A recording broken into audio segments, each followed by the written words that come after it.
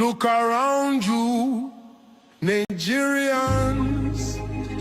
Elections are no longer elections, they are selections. The will of the people is sold for crumbs, while politicians dine with billions they stole from you. Democracy is dead, can't you see? They buy the hungry, they bribe the court. Our nation's future has been sold and bought. Ballot boxes stolen in broad daylight. Thugs with machetes turn off the light. Police stand still, they watch and grin. The system is rigged, the people can't win, they say. Do or die, by hook or by crook they must rule. And you, the people, you suffer, you starve. Yet they laugh in your face and call you fool. Our democracy is dead, can't you see? They buy the hungry, they bribe the court. Our nation's future has been sold and bought. Democracy is dead, can't you see? They buy the hungry, they bribe the court. Our nation's future has been sold and bought. North to south, east to west, we all feel the pain deep in our chest. Don't let religion tear us apart. We need one voice, we need one heart.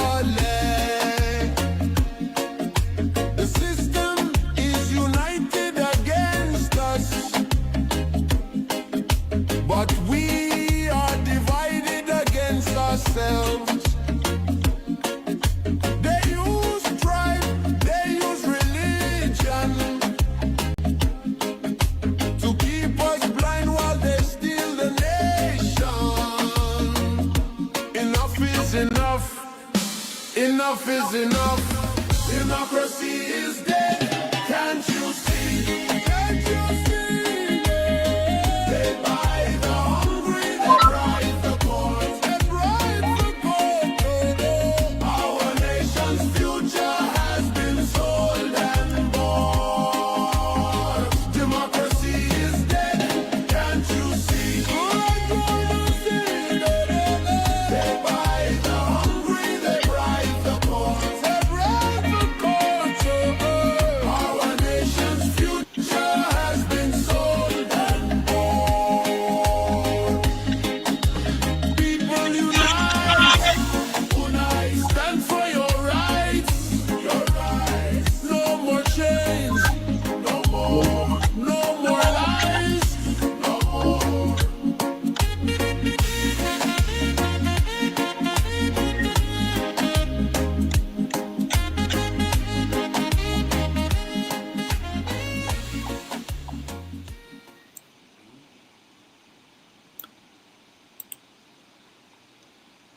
Finish. Let me finish. And gave us a name as a nigga. Yes, son. As I was going back to see, he pointed out for me that I could go back when I want to. Go back to where? Huh? Go anywhere Sir, you could you want. stand up? We can't hear you. Could you stand up over there by the microphone? You mean to Africa? Do you mean to Africa? Do you mean to Africa?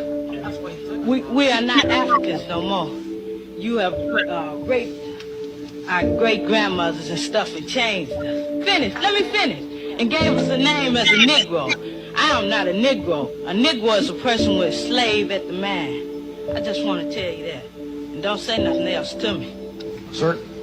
My name is Reginald Dowds. I live at 3319 Maple, one of the ghettos areas that was pointed out in the film.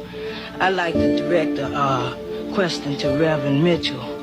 Do you think that we will be satisfied with the jobs they are giving us? Yes, son, I think so. Simply because we are asking that you be trained on the job, and they start you off with a certain salary starting rates, and you would be promoted up to the maximum. No, of the job. I don't believe that. The white man is gonna keep you where he got you. You're not going no higher than he wants you to go, and we ain't gonna settle for nothing but all the way. About this violence and non-violence, I'm for violence. Because we have pleaded for the last 400 years. Mr. Meek said you did not speak for him. How would you talk to a young boy like that? Well, I would say I would definitely have to use the Bible, Mr. Dunn. No, I don't hear it. Well, this is my own way. I ain't no Uncle Tom. Well, See, salvation. you can't brainwash me. Jesus said, first you seek the kingdom of heaven and his righteousness. All of these things will be added. Heaven is on earth, mind you, brother. Where you gonna go when we start revolution? Whose side are you gonna be on? Are you still gonna be on your knees begging for us jobs? I will, as Mr. Meek said, he wouldn't just die standing on his feet rather than to die on his knees. I will die standing up for God, regardless of any circumstance. Okay. Have God ever told you to let this white man rule you like he is? Well, young man, you first must be born again. God is a spirit. I ain't born again. I ain't got to be born again. See, I was born in a new generation. Your mother could have brainwashed you, but can't nobody brainwash me. I'm ready. It's gonna take young boys like us to win the revolution. The white people realize today that they was wrong for enslaving the Negro. The great man. Let me finish. I'll wait. Why, if you so militant and so intelligent, why don't you keep your mouth shut? I'll tell you why, Reverend Mitchell, because I'm sick and tired of you standing up there on a television camera, a black man with a white heart and a white face. You're a black man. Covered. I've been there 25 years ago, and I've been in Africa, and it is. It could be the most corrupt nation in the world, Minister Farrakhan. Oh, now, Mr. Wallace. It is the most corrupt nation that I have ever covered. I've been there 25 years ago, and I've been there as recently as last year. Fine. So what? 35 years old. That's what that nation is. Now here's America, 226 years old. You love democracy, but there in Africa, you're trying to force these people into a system of government that you just have accepted. 30 years ago, black folk got the right to vote. You're not in any moral position to tell anybody how corrupt they are. You should be quiet and let those of us who know our people go there and help them get out of that condition. But America should keep her mouth shut wherever there's a corrupt regime, as much hell as America has raised on the earth. No, I will not allow America or you, Mr. Wallace, to condemn them as the most corrupt nation on earth when you have spilled the blood of human beings. Has Nigeria dropped an atomic bomb and killed people in Hiroshima and Nagasaki? Have they killed off millions of Native Americans? How dare you put yourself in that position as a moral judge? I think you should keep quiet, because with that much blood on America's hands, you have no right to speak.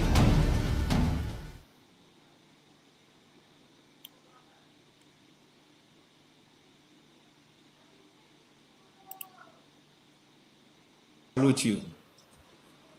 Yawano, IJP, you are exceptional. You are super with your men. I salute you. These brave men and women risk their life every single day to protect us. And this time they have delivered again by arresting the notorious armed robbers who have been terrorizing our rural bank, our country. Now let's face the truth. For years, some of our own people have been quick to point fingers at Nigerians, especially our Igbo brothers.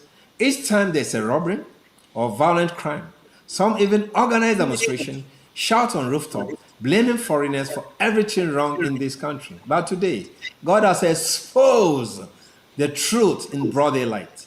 The recent arrests have showed that the very people robbing our bank, terrorizing our communities, spilling blood, not Nigerians, not any foreigner. They are our own Ghanaian brothers, our very own brothers who are indulged in this criminal activity. When police arrested them, majority of Ghanaians, those evils with racism and hatred, are waiting for the Ghana police to mention their names, and they are expecting those criminals, the armed robber should be Nigerians and Igbos. This is what they are waiting for. They are waiting for Kanu, Nkwanu, Chuku, and so on and so forth. But God so good, here are their names. Akwesi Eje, Elias Cobra, or a Ghanaian, is a Ghanaian. Ibrahim Alassane is a Ghanaian. Samuel Apia, Elias Akwesi Mugu, is a Ghanaian. Francis Aqua, Elias Playman, is a Ghanaian. David Obobi, Elias Wasti, is a Ghanaian. Martin Akansina, Elias 1 billion, is a Ghanaian. Nanaya Frimpong, Elias Mystica, is a Ghanaian. Kojo Atingao, Elias Borga, is a Ghanaian. Samuel Akwesi Jan, is a Ghanaian. Stephen Say is a Ghanaian. Those who were killed in the operation, Kweku Pepra Elias S5 is a Ghanaian. Bozi is a Ghanaian. Those still at large, Kobina Osuan Sam is a Ghanaian. Albert is a Ghanaian. Where is Igbo name in these people, the armed robbers? Those who sit, wait for the names of armed robbers, hoping they will be Nigerian, so you can insult entire community. Shame on you. What do you have to say now? Tell me. The same people you organize, the same people who organize protests against Igbos, labeling them criminals, must now come out and protest against these, our own Ghanaian robbers. Where are your placards now? Where is your loud voices now? Or does your voice only work when it's foreigners to blame? You say you love Ghana. You want to see Ghana free from crime. Prove it today. I challenge you. Asayariga Kwekwana, I challenge you. Prove it. Get on the streets on Monday. Condemn these Ghanaian robbers with the same energy you use to insult others. Organize demonstration, Asayariga and Kwekwana. Organize demonstration against our own Ghanaian criminals, because you said you want to see Ghana free from crime, and our brothers are the criminals. So I challenge you on Monday, go on the street, demonstrate against them. I challenge you, Asayariga and Kwekwana, and those, the Nyash president, you are part. Go on the street, condemn the way you insult the Nigerians and Igbo, insult our own brothers, the criminals, the armed robbers, insult them. Go on the demonstration on Monday. I challenge you people. Now, I'm coming to my Nigeria brothers, the Igbos. A warm appeal to our Nigeria brothers, especially the Igbo community. My brothers and sisters, I speak to you today, not as strangers, but as a neighbor, a fellow African. I know that many times you have been unfairly blamed for crime you had nothing to do with. And understand now how painful it is to be judged and hated because of where you come from. That is fact. I say to you with all sincerity, stay strong, stay peaceful, and stay away from trouble. Some people are not happy that this time the armed robbers arrested are not Nigerians. Be watchful, because there will always be those who will try to twist situation to implicate you unfairly. Please continue to go about your honest work and lawful businesses. Hold your high eye. Let your character speak for you. Do not give anyone reason, no matter how small, to label you as criminals. We pray that every criminal caught in this country should not be you, the Igbos, or the Nigerians, or other nationals. Should be our own criminals in this country, so that this hatred and discrimination against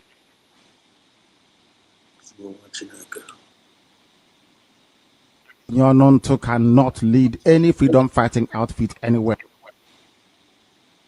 Fighting is not meant for those selling okra and the gusi. I'm telling you the truth. You may not like it, but it's the truth. There is no freedom fighting outfit in the entire world that is led by somebody who is poor. Impossible. You must be learned and you must come from a middle class background, or else you cannot run it. Things of the world will get into you. You begin to pursue money and wealth, and you forget what you're there to accomplish. That is why Obunyanonto cannot lead any freedom fighting outfit anywhere. Fighting is not meant for those selling okra and the goosey. I'm telling you the truth. You may not like it, but it's the truth. There is no freedom fighting outfit in the entire world that is led by somebody who is poor. Impossible. You must be learned and you must come from a middle class background, or else you cannot run it. Things of the world will get into you. You begin to pursue money and wealth, and you forget what you're there to accomplish. That is why Obunyanonto cannot lead any freedom fighting outfit anywhere.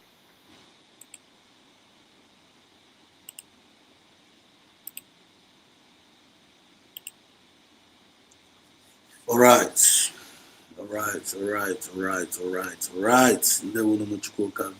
Lovers of freedom all over the world. Umife all over the world. Janubia France all over the world. I salute each and every one of you. They will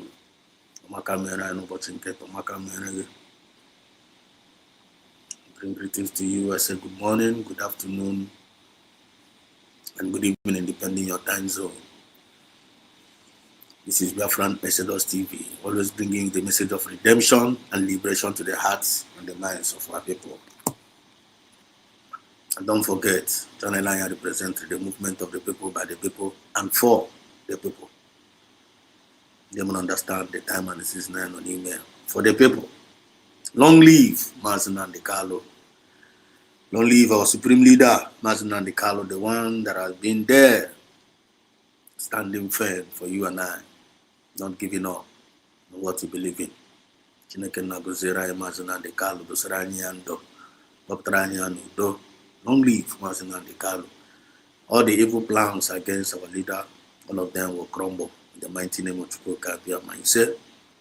And God knows the reason why he's still there. It's supposed to be out by now. But God knows all. I don't know when the final say. We'll continue to pray for him. We'll continue to wish him well.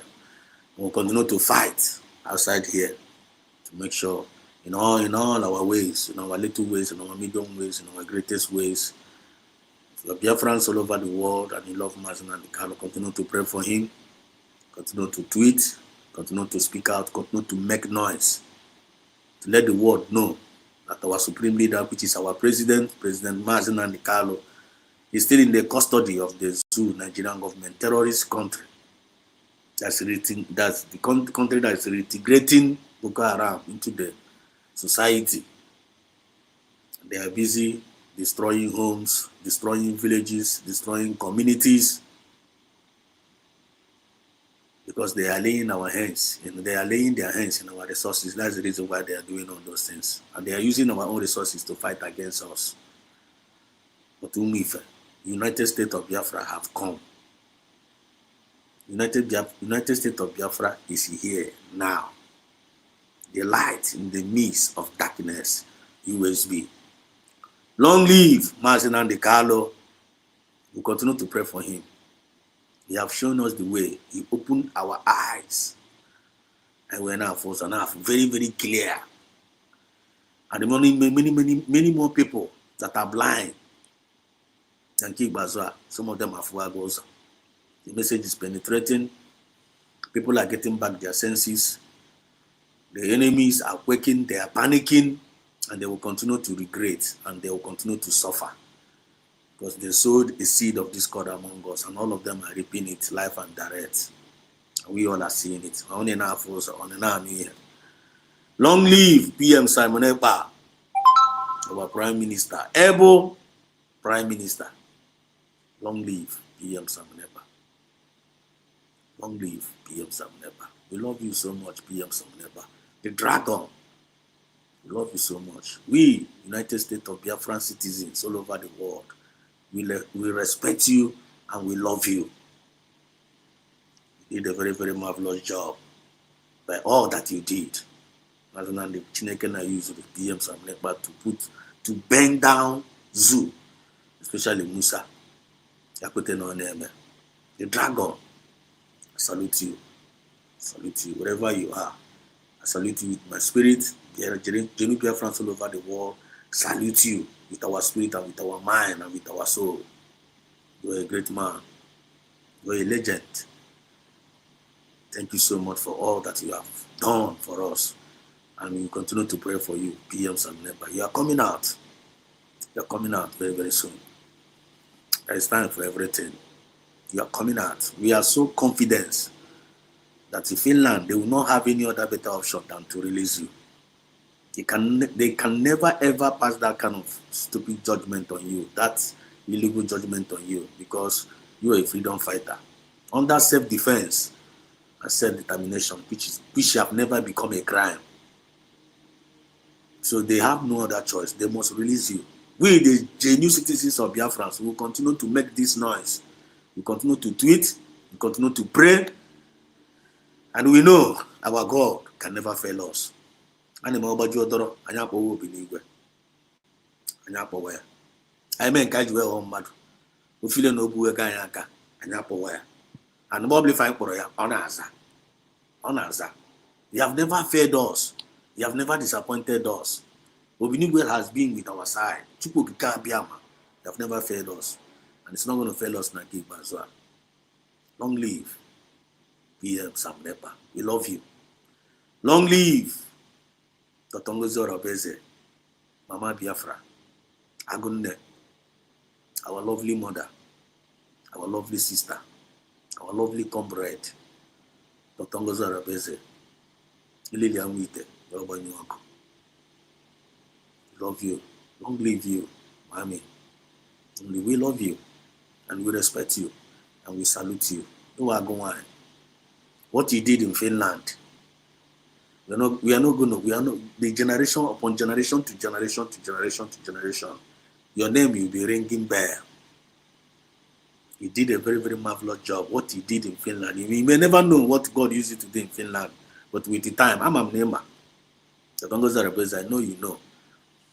God used you in a very, very marvelous way. You did a very marvelous for allowing yourself to be used by the Spirit of Biafra, for obeying that voice, for standing firm, for keeping the mandate of Mazina De Carlo, for keeping the mandate of PM Sam Nepa, for keeping the mandate of genuine Biafrans, for you not to fall out. You did not sell out. Nigerian government, we will put your heart to shame. We will go see Hankare. We will give a hand at Nakam with integrity women among us, genuine among us. You will prove all of them wrong. You prove Finland government wrong. Even in the midst of Umoko Kone so now they make greedy and they see and all those nonsense. Thank you so much, Dr. Ngoza Rabeze. You did a very, very marvelous job. We will continue to pray for you, for 1,000 men wisdom for you, Dr. Ngoza Rabeze, and all the genuine cabinet members. Thank you, pharmacist Diana. That woman is a great woman. She's a great woman, pharmacist Diana. Very, very strong woman. Now, Biana fundraising. Moanya, hours, not blinking. These are genuine, these are marvelous women, integrity women. Thank you, pharmacist Diana. You're doing a very, very great job. God bless you. Bless your generation. Thank you so much, Mad Peace of God. Thank you. I see your work. Honorable Mad Peace, the Secretary of Homeland and Internal Security. Thank you so much, Mad Peace. You are doing a very, very job. Three of you, especially, and all the genuine cabinet members, and all the genuine cabinet members, Mandaya. You guys are doing a very, very marvelous job. Because that's not now. If only me can tell. If I banaka, I need Jenny. Oro toko. Ori bebo. Oro cho. By their fruit, you shall know them.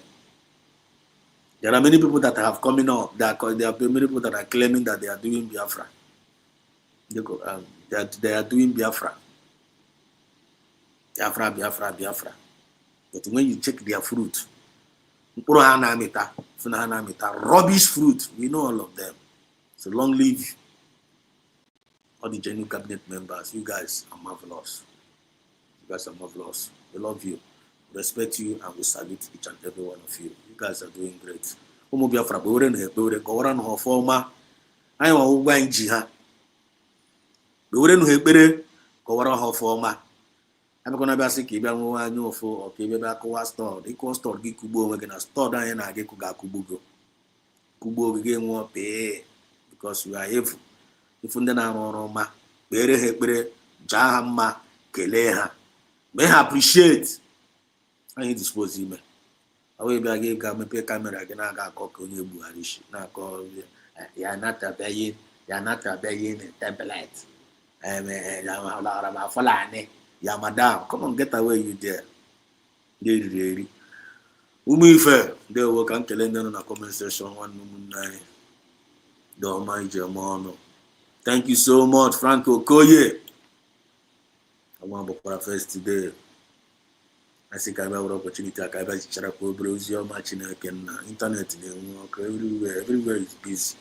Whom if you everywhere. You know, even if you everywhere, not talk or not peer message. Anointing the too much. So you know, but any place you feel free and be listening. Our people, our medias are doing marvelous job. They're doing a very, very marvelous job. I need to all our medias, USB medias, both independent and independent medias. They were doing marvelous job. And they are okay, unique, special. Now, and I so much love that. I so much love that uniqueness among these USB medias. Jidenu kunuji. Chineke na gana agba anyị ume. Chineke na gana echebe anyị. Chineke na chọrọ iji opportunity a na-ekele onye ọbụla. Ebe ọbụla onye ọbụla si na-enweta ego wee na-akwụrụ onwe ya stream yard. Ịma ha sị na USB gọọmenti na-akwụrụ anyị ụgwọ stream yard. Dara. Ebe ọbụla onye ọbụla si na-enweta ego na-sponsor onwe ya na-ezi ozi ọma Chukwu na na-amụ anya dị na ya. Na-amụ anya dị na ya. Nwanne, God will continue to bring that money. We're going to take the resources and get in over stream yard. We're going to put in the strength and get in Mukanya. Mandana Moana, Mandana Mene, Mandana Mototo, Mandana Mo upload, Mandana on a Twitter space. Drake, we thank you, Drake, and all the people that are in the Twitter space, in the S space, this goes Yoma, and in the midst of the whole attacks that is going on. But how can I put up on this goes Yoma? When the spirit of Biafra possesses you, you always move. Any day you do not talk about Biafra, they can see program now. That is what is happening. So Chukuna Chebo Nobla goes on Nobla, bless on Nobla. He say, and we should not allow the devil to enter you. Anybody over for them medias, please try to avoid the spirit of envy. Try and avoid the spirit of anger. Try and avoid the spirit of jealousy. Try and avoid the spirit of bitterness. Try and avoid the spirit of hatred. Avoid it. I need drawer in our media. All our medias. Avoid all these spirits. You may avoid one nigga was it dachi. All the media's personas in USB. Our device can never tell. Our advice with Obiocha. Avoid spirit of hatred, avoid spirit of anger, avoid spirit of envy, avoid spirit of jealousy, avoid spirit of bitterness. Avoid it. Urobi Sarasrage. Now gonna station go. Don't compete with anybody. Never you compete with anybody. I have ever been in a competition. When you make a rebel, don't do that. Don't do that. Don't do that. I beg you in the name of God. Don't compete with anybody. Be yourself. All of us are unique in our own way. But we are working for one purpose. The way say preachy may be different from the way another person say preachy. I'm going to say happy your own way. Give us kibati where said us anya. Always said us happy way. Yeah, kibati no. Don't compete with anybody. Be yourself. Believe in yourself and believe in God. Ziozio ma chukuna tiri isi zie. Yotago zie ya. Just come out there, register your message, and leave the rest to God. Onye na-anụ ya taga anụ ya echi. You take my point. Don't do that. Don't do that. By doing that, before you na my enemy, Biafra split a signal who fep. Before you na my enemy, again, I Kozika, one is your cha. Before you na my enemy, you go 247, Kowazeka, Vam. Kowazion, Chawazo, again, I go get Messaga. I have a baby saga. Genuine citizens of Biafra, we don't do saga. I am a saga. You watch all these our comrades, no na BDS. They don't do saga. They don't do saga. I name a saga. You have name we to say, honey na putabia bag or tossing in the trona no was. You kwezoku asking you kwezoku. They will analyze you. You believe what you are no position. They will come here they will come and analyze you. Yeah, they may analyze. You go. Now we are doing this freedom now. Yeah, now this our movement now is under multi-dimensional kind of use. I now fighting the one Nigeria. I now fighting the one Nigeria now, fighting against them because our major enemy. I now want to fight with one other hand. I now fight enemy within. How could we remember how this thing did? I now fight again our enemy within.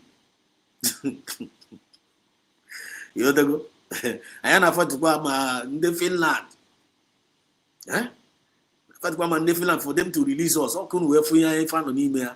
But God will always give us the grace to overcome every mountain that comes across our way. I hope you are following. There one. Good evening, my brother Frank Okoye. Thank you so much for being here. So good evening, Master Sedos. Greetings, Genuvia, France. And he also said, as you are joining in, please always remember to hit the like button. Always remember. Oh, man, you won't kind. If I name man, I don't man. I don't always look kind of go. And I ain't about the colonies, but who's your man? You have to go. One just give about the way go. You may want to get you when you can support your name. You are welcome. If you have the money to put the super chat, when you are highly welcome, all we former. Other easy. He will tell you super chat. I think go for. Oh man, hallelujah. But we are not forcing anybody. But that liking button now, that click the like button now. You better holla. Based on knowing how this is your channel, this is yours, this is our own. You need to remind. If I click it, immediately now, but I click the like button because when I click the like button now, I'm going to signal out. Now we hear amen. It will also help to promote the message. So don't forget to always remember to click the like button. And you have never subscribed, maybe this is your first time or coming across this particular channel. This is Biafran Exodus TV, always bringing you the message of redemption and liberation to the hearts and the minds of our people. Charity begins at home. If this is your first time or coming across this channel, you subscribe. Before going and subscribe, if you feel any to read groups or you get that all make sense to you and don't make common sense to you and all we face easy as a Biafran. And we are now we are standing for ambassadors of peace, ambassadors of fairness, equity and justice and progress. That is what we represent. I can't represent anything outside this. We are not supporting violence. We are not criminals. We are not terrorists. We are freedom fighters under self-defense and self-determination under international law.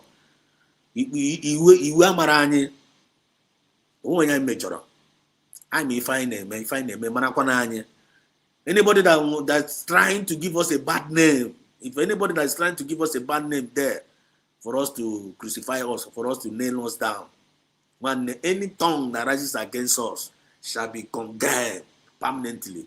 All we are doing here is for you to be okay for you. Okay for you and your generation. Okay for you and our generation. So why are you hating on us? Why are you fighting against us? Especially you that call ourselves Biafra. I am our major enemy, which is Nigerian government, Zoo government, or Fulani government. We're not talking about them because we know They are the ones that are giving you all this agent money to stop what we are doing. You got another bribe, another amnesty. They put us yourself, but your turn is only to, excuse me, your turn is only to winch. Now better say our freedom winch. If you don't know it, you not a winch. You man or not winch be that. Every touch a winch, you man or go winch, and suffer not a witch to live. If you're a witchcraft in this our Biafra movement, one day, you will be destroyed. There you go. So hit the like button and subscribe and share the program. Share the program, Mumifa. Share the program, Mumifa. Share the program. Share it. Christopher, see you. Christopher, welcome. Christopher, Chukwuemeka, Eze Chukwu, Biafra. Thank you so much for joining tonight. Good evening and happy Sunday to you. Mazi Exodus, Jishike, one name, no retreat, no surrender. Thank you so much. Thank you so much. Just give me 1 second. Let me send this to somebody.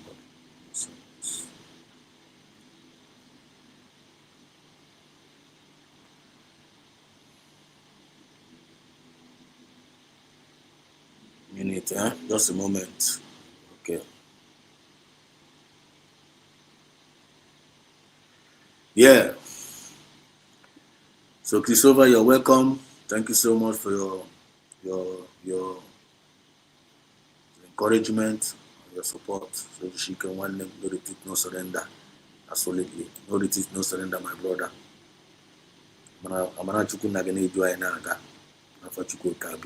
He said, please help me check my voice. My voice, is it coming out clear? Check the video. If the network is okay, please let me know in the comment section. I always like to ask this question so that only one certain time, but I'm not off from my mic. And then I'm this Buzioma. This Uzioma. Chat. Now that the Arab Kramo. Arab of that day. Chat. This use, and then I was like kind of, chat. Frank, okay, thank you so much for that particular day. And the Rosie, thank you so much for that particular day. This usual my madam na mic they off. And the commenting on Nelu, commenting on Alam. I was not even seeing the comment down because the man I like you see comment Nelu and I go about. I don't want the madam, don't want the bank, but I'm saying I'm saying I go comment on Alam. I'm the man name there. I'm the man go comment on Alam. Debus of a word on my chef. So more have those see shall make some cherry comment and me see from the top. Go and about Atanala. Not go based on first come, first serve. So that day I was speaking, and mom na my mic mode off. Okay, but na appear message, goes in comment. Mom na one my voice was not people now come. So thank you so much that day, I'm Frank Okoye and Rosie for calling my attention to that. So I'm an empathy like this man, how is my voice?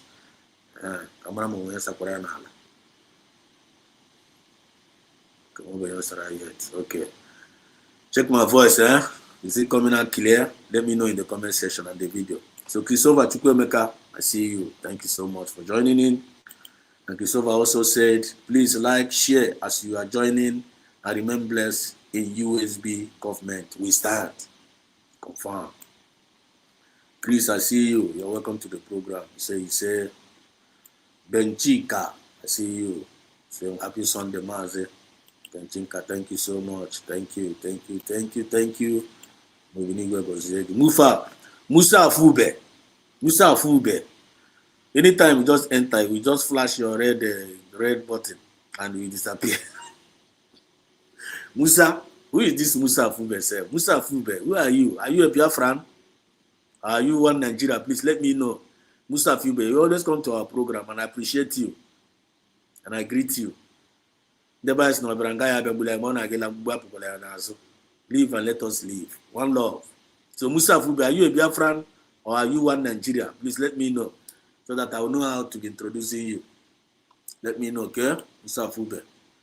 Let me know. It's over. Say yes. Okay, the voice is coming out. Emeka say greetings, Master Sedos. You're welcome, Emeka. Greetings, Master Sedos. Good job. Thank you. Thank you, Emeka. Thank you. One in Abilene, I get bank at time, I give Nigeria. That is kind when actually my program in many diverse ways. So you can not even more. I only expect maybe all the time, put on a channel every day, my potato. Maybe a car call and church out, maybe not. One no one they could throw into them, make it on week.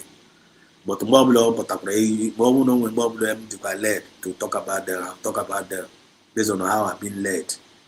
You know, so you usually from with Treba. It's according to how I've been led in my spirit. I've been led.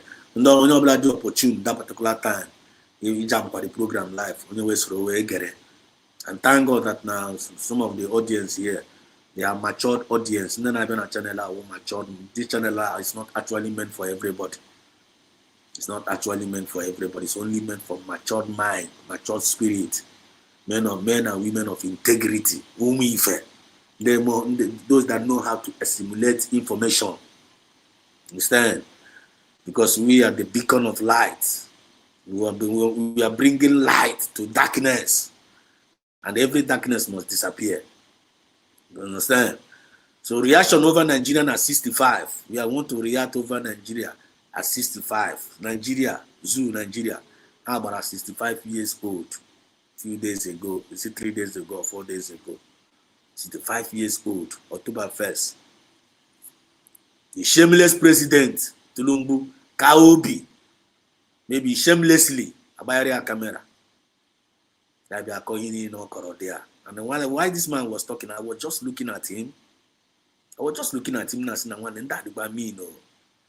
And I know more Biafra, I get you on Nabalia. We almost react over it. I react to none of what they need. None of what they need, all that now USB is the only solution. And thank God has given us solution in the midst of all this problem. God have given us the solution. USB with them. But we are going to analyze them. We are going to condemn Buhanako.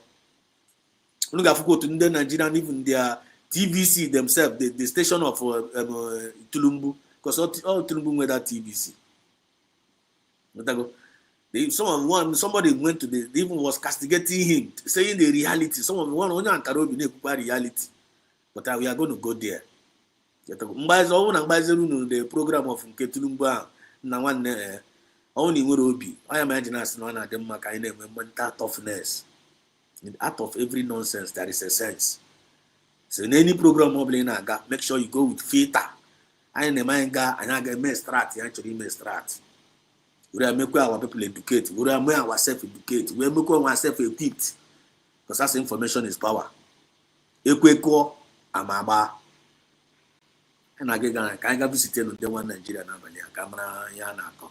Then I compare. You compare them. You compare USB.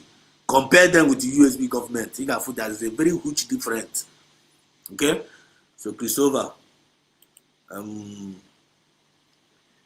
he said enemies at the gate is more dangerous. Confirm. Confirm. We'll talk about them tonight also. He said, okay, ZK, how are you doing? Longest time. I'm gonna travel. Okay, ZK. There we go. USB shall overcome. Thank you. Yes, sir. USB must overcome. And they are overcoming. And Ukezike also said, light over darkness, USB forever. Confirm. 100%. Truth over lies, USB forever. There we go. All this commenter now, but I say, and it is there. And all part of the message. Christopher said, very, very clear. Okay, thank you, Christopher. Mazi and Mark Gold, Mazi, I salute you. Salute your effort. Thank you so much. The comment is done. So now I come up here also. Meanwhile, Nigeria Akwasago. Nigeria is gone. Zoo is gone. Umuife. Zoo is gone. Thomas Nan Kalus we ku e ko mechara me. Zoo efugo. Get it at the back of your mind. I want to remember idea. Zoo is gone. I hear me go zoo. USB, Etipiana zoo. Some of us may not be seeing it, or some of us are familiar. Don't take it. Be informed. Information is power. Behave well. Zoo Etipia go. Nigeria Pasana. Peter Obi and Co. must stop deceiving Ndi Igbo.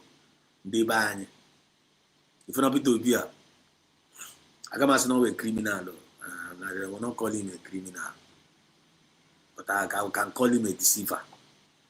Or a deceiver, or a manipulator. On one night we can call. But you're not going to allow him to manipulate God's own children. And again, may allow you manipulate our people. Thereby, it's not an imagine. I say, I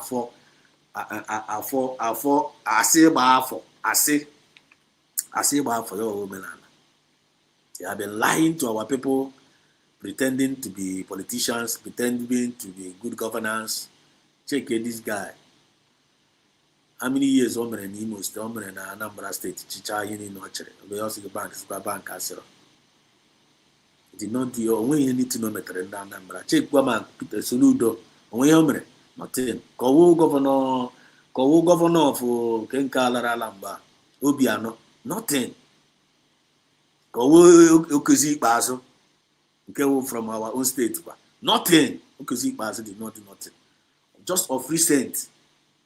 One of the even up to now, it's still up to now. Okay, can know the man, but it's unbelievable. But at least that governor, upon all Nigerian politician, went to conscience, put a smile to our people of Abia. Malre, when you feel for my Abuya. Own all the whole 5 own all the whole 3 minutes. Own all the whole and a bargain.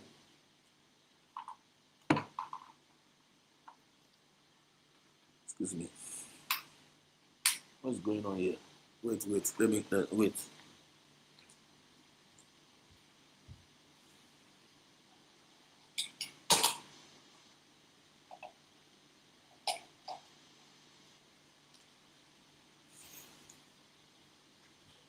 It's long, I'll be right back.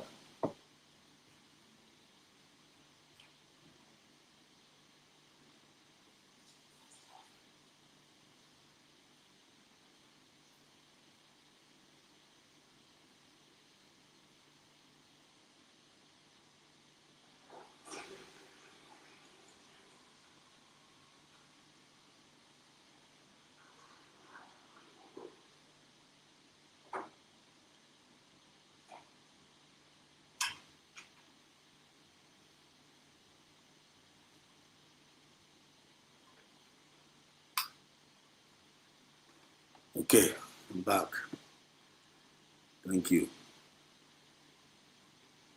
Yeah, I'm back. Sorry for that distraction. This thing went off. All the whole 5 East governors, all the whole Nigerian government as a whole, the federal and the states. You have a Nigerian government in the Mahanya location, and all the governors, all the so-called governors, they use again. When I don't know people are serving the people.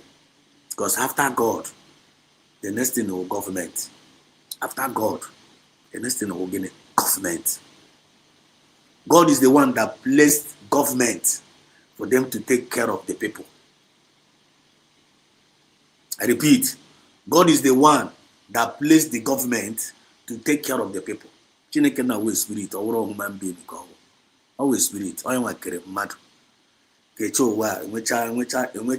status. After God, the next God will get government. Are you getting the point? When you're in the line, you scream, or represent the government, right?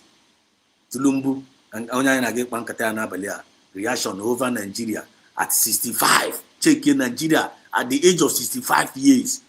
They cannot boast of electricity. And I call you Rako. When you like it now, we Igbo politician, well, our brother call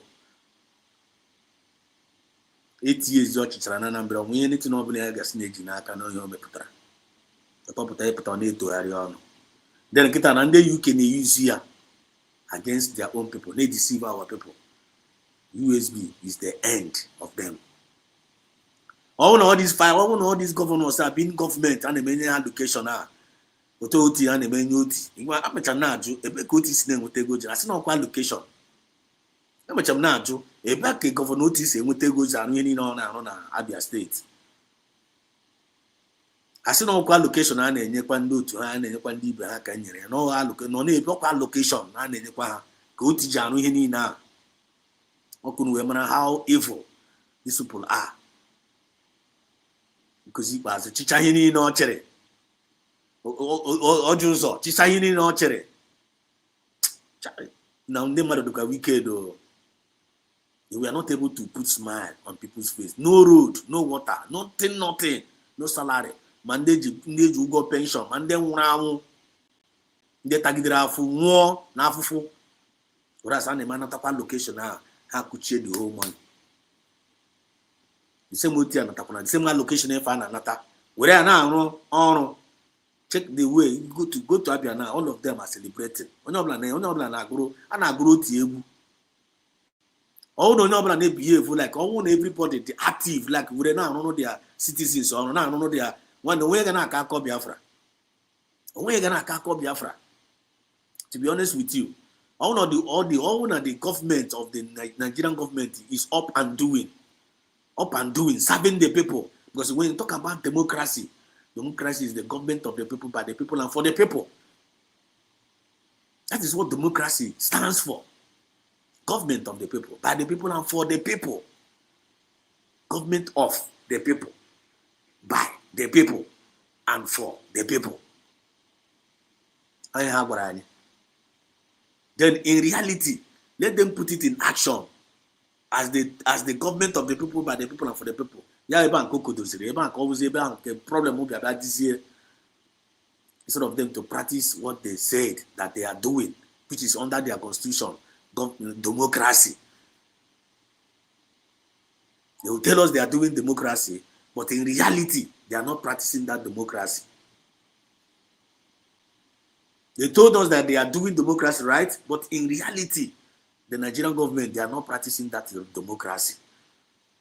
What they are practicing is what? Autocracy. Dictators.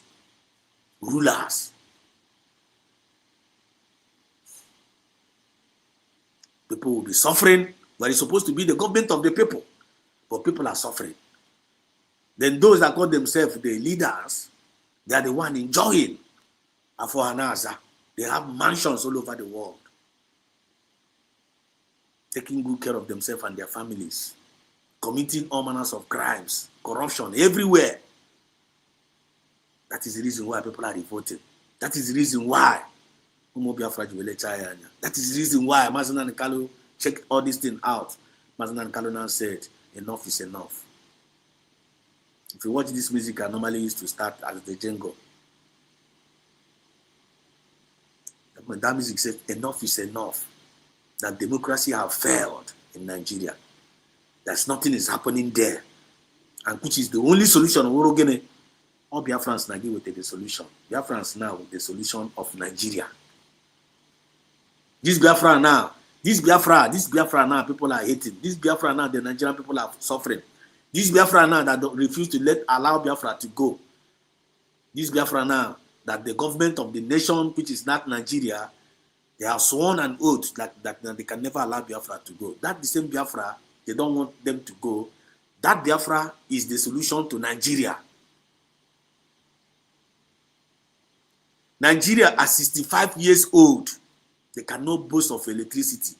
The manifestation and the full restoration of Biafra, Nigeria will change. You see this Nigeria? Biafra is the one that's going to solve the problem of Nigeria. Biafra is going to be the solution of Nigeria. Nigeria is crying solution. Where is their solution? Solution. If you are hearing the sound of my voice, if if you are hearing the sound of my voice, Biafra is the solution to Nigeria.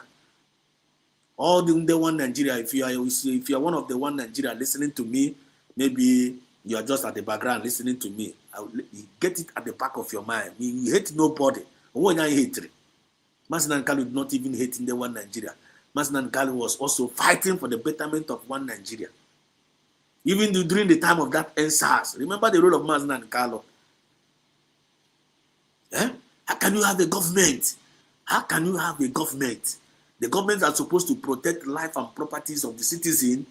They carry gun and enter into Lekki toll gate when youth, they were busy protesting with honorary flag, with no egbe, with no ma, with no gun, with no bullet. Students, the citizens of Nigeria, they were just protesting because of NSAS. The SARS are killing their people. The SARS are unaliving people. The SARS are kidnapping people. They say enough is enough. That there should be NSAS, and they want good governance.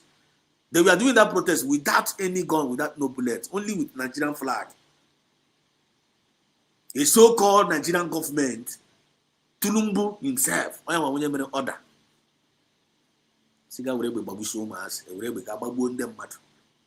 They're supposed to be their protector. They're supposed to guide them.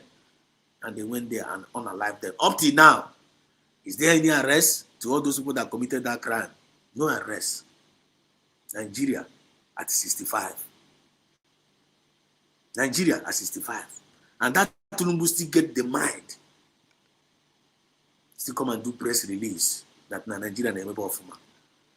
We will soon enter there now. Just hang on. So we end the opportunity now. Nezigara, Peter Obi, and the likes of Peter Obi. We go change go now. Peter Obi. Remember Peter Obi, we go change go. There's no more election in Biafra land. Biafra now is a nation. Biafra now is a sovereign nation. Biafra now is what? It's a sovereign nation now. Excuse me. Biafra now is again a sovereign nation called. There's nothing like Nigerian election in Biafra land anymore. Tinubu knows it. Soludo knows this. Peter Obi knows this. All of them know it. There's nothing like Biafra. No election in Biafran land. No more election in Biafran land. So I want to use the opportunity to send this message to Peter Obi and their people, like kind of Ndo to her. We are Biafrans. We are not Nigerians anymore. Biafra has been redeclared in Finland. It's not a joke. It is official and it is authentic. We have all the documents, and then we have already hit the road running. We have already hit the road running. Things are happening. Our ID card is coming out. Our passport will soon come out. Our money now is on the land. You find a my name and you get it on one day. You get it on one day, and very soon you get it on one day. Now if you buy the Riego Biafra and Biafran land, Biafran pounds, on the Megananya, on the Monobla Fumunanya. And a Riego na Biafran land. And I'm jogging in them. A Riego Biafra Neri, a Gurana Gana shop, Neri, on the Monobla Fumunanya. I don't come. I say to no plan head towards that. Oh, we be I put like this will happen all those things here now. Some people like Anaga Kuiri. In a get in a disposing nature. Who was in the name here? But I can't go to that side there. I will still touch like that side. Can't complicate issue. We are reacting over Nigeria at the age of 65. Got no achievement. And their government, and that Nigerian government have all what it takes. They have all it takes to make that country a better place. And the citizens of Nigeria are not supposed to suffer. Nigeria is blessed with everything, and they are blessed now back on Biafran land. And Biafra with the secret and the economy. That's one with the economy of that nation. Ajidomo Biafra, we're again. We're now go to pursue. We're our leaders now go to pursue. We're the citizens now go to pursue because of Guinea. thereby the reason why we were now go people super now we allow them to be doing what they are doing against us. Because if we say we now allow them, they no fit treat us that way. All due to gini ndị ikwe na ndị na-ekwe all due to na ya draw united.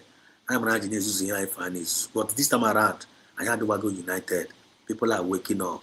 People are reacting. You and a woman, but no one the people is fully focused now. Kitazi now. Iko now when the people Biafra Sachozi na had they really focus. Ngongwe women and they want Nigeria Kowasiana. Their lives has been broken. Even in this Biafra movement, if you lie in this Biafra movement, when it can no longer lie to Biafrans anymore. You can no longer deceive Biafrans anymore. You can no longer treat Biafrans anymore anyhow. That season have gone. That era has gone. So Peter Obi and co must stop deceiving Nde Bane. Do you get the message now? Only with the message here. Now I'm talking about sharp now to say. You should stop deceiving Nde Bane. The time of deception is over. I should go back to the main program now. I'm going to one Nigeria now.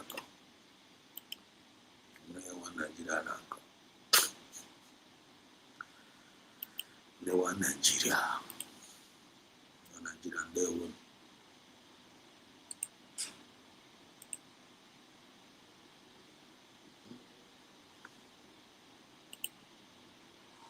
The one Nigeria, they won.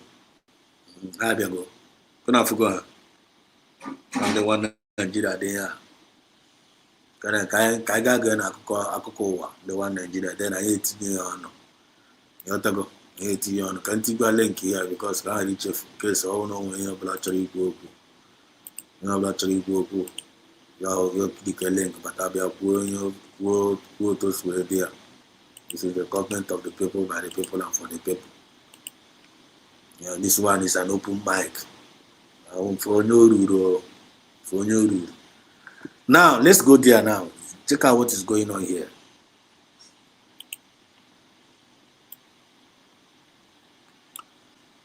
Before I buy this video now, most of us might have seen it. Look at them. Under one Nigeria. Kuna from her. People dance with China smiling.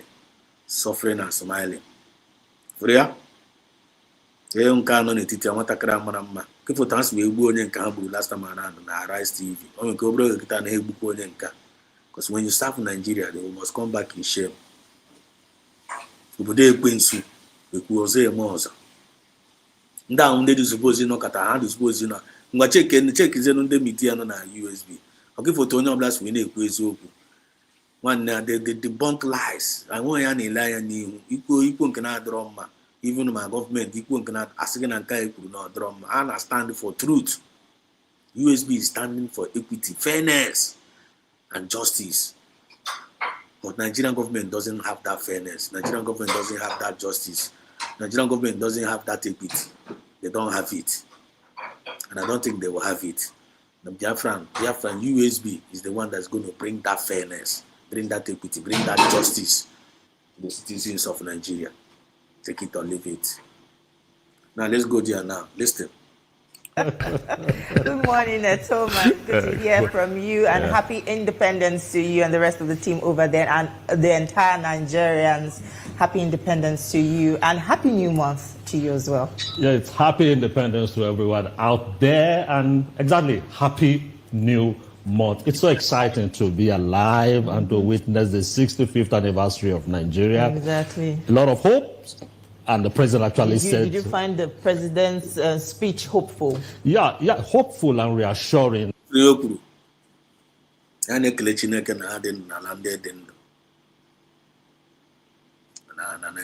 at the same time, and independent of Nigeria. I think I know a lot of hope from president's speech. I hope to do I hope. We talk about that number. We call it say one could you know do you find on those way for hope? Now a statement to Lumbu.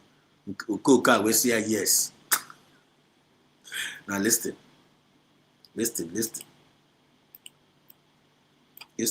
Good morning, Thomas. Good to hear from you, and happy independence to you and the rest of the team over there, and the entire Nigerians. Happy independence to you, and happy new month to you as well. Yeah, it's happy independence to everyone out there, and exactly, happy new month. It's so exciting to be alive and to witness the 65th anniversary of Nigeria. Exactly. A lot of hope. And the president actually said... Did you find the president's speech hopeful? Yeah, hopeful and reassuring. And one thing that interests me is that the 19th paragraph, the president actually said, is that the 19th paragraph said the accurate measure of our success will not be limited to economic statistics alone. He quite said that, and he said, look, that he is reassuring Nigeria. And that is the kind of statement you would need from a number one citizen, reassuring the people that, look, we're not there yet, but we can tell you that what we have saved For will me, help us what get there. stands out, although some people might say it's a bit cliche, but he says he acknowledges the pains of Nigerians. Exactly. And for him, he says the worst is over. I truly hope that indeed the worst is over. Okay, let's give our viewers what we have for you today. Now, good morning, Nigerians, and welcome to FCT Brief. Now, today, the nation marks 65 years since Nigeria attained independence. It is a milestone that comes with deep reflection, renewed hope, and critical questions about the journey so far. In his Independence Day address, President Bola Tinubu reassured citizens on the economy, security, unity, and the promise of a better future. But how much of that address connects with the realities of Nigeria, the realities Nigerians face today? As a small business owner, we know you can't just sit back and wait for your audience to find you. You've got to get in front of them. That's President Tinubu's message highlighted ongoing reforms aimed at stabilizing the economy, addressing fuel subsidy removal, foreign exchange challenges, and expanding opportunities for the youth. He also reiterated his administration's commitment to tackling insecurity, strengthening democratic institutions, and fostering national cohesion. At 65, Nigeria's story remains one of resilience and struggle, of unfulfilled dreams and boundless potential. In his national address, President Tinubu emphasized reforms as a pathway to prosperity.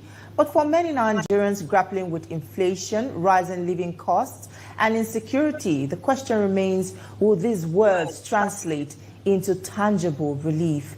To help us crack through the president's address, we have two Nigerians in the studio. Mike Abu Omeri, he is here with us, and he is the former Director General of the National Orientation Agency. Thank you for joining us. Thank you today for having me. Also joining us much later will be Dr. Salma Anas. She is the Special Advisor to the President on Health. We're expecting her arrival very shortly. But just before we have her here, Mr. Omeri, the President declared that the worst is over economically, and that is based on the current inflation rate, which we see at 21.1%, and also the GDP growth rate at 4.23%. Is that optimism justified or is premature? And why does it seem quite difficult for Nigerians to really feel the impact of these improvements? Well, first and foremost, before I proceed, let me congratulate the this man. I want us to pay attention because I don't know how some of us are going to see this program, but this is very, very sensitive. And I want us to know how Nigeria, from Nigeria, and then one Nigeria in Elanya, these people are deceivers. I'm going to say deceiving them, man. Look at their medias. Look at their medias. Yoruba. These people, they can never tell you the truth. They always like to dance around the bush. They always like to dance around the bush. When you got footer like this, but to this man now, we said a little bit something very, very good. But if you don't do that for never, just watch on couldn't pay attention. Yeah, it's not actually meant for everybody. But I know the reason why I brought out this program.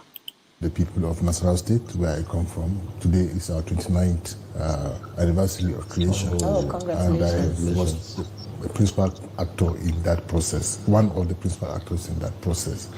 And I want to also congratulate Nigerians on the 65th independence anniversary. Nigeria is about 3 years older than me, so you can see we are chasing each other. Well, the statement our president made is supposed to reassure Nigerians, give us hope, so we strive to do even better than we did the previous year, and so forth and so on. But again, we see and feel the atmosphere we see in the things that, ordinary things that we do daily, that our hope, well, I don't want to, because of where I'm coming from. I mean, my background as an orientations person, a national spokesperson, I don't want to say that we are actually feeling so much pain than the words of Mr. President. And the fact that he acknowledges a bit of it gives me some form of, reason to trust. But the reality in Nigeria today, in spite of all of this, is not in the figures, it's in the way we feel, in the way we live, and the things we do. Nigerians have come through so much pain. And today, the president said, I feel your pain and I am going to do better. Well, he acknowledges.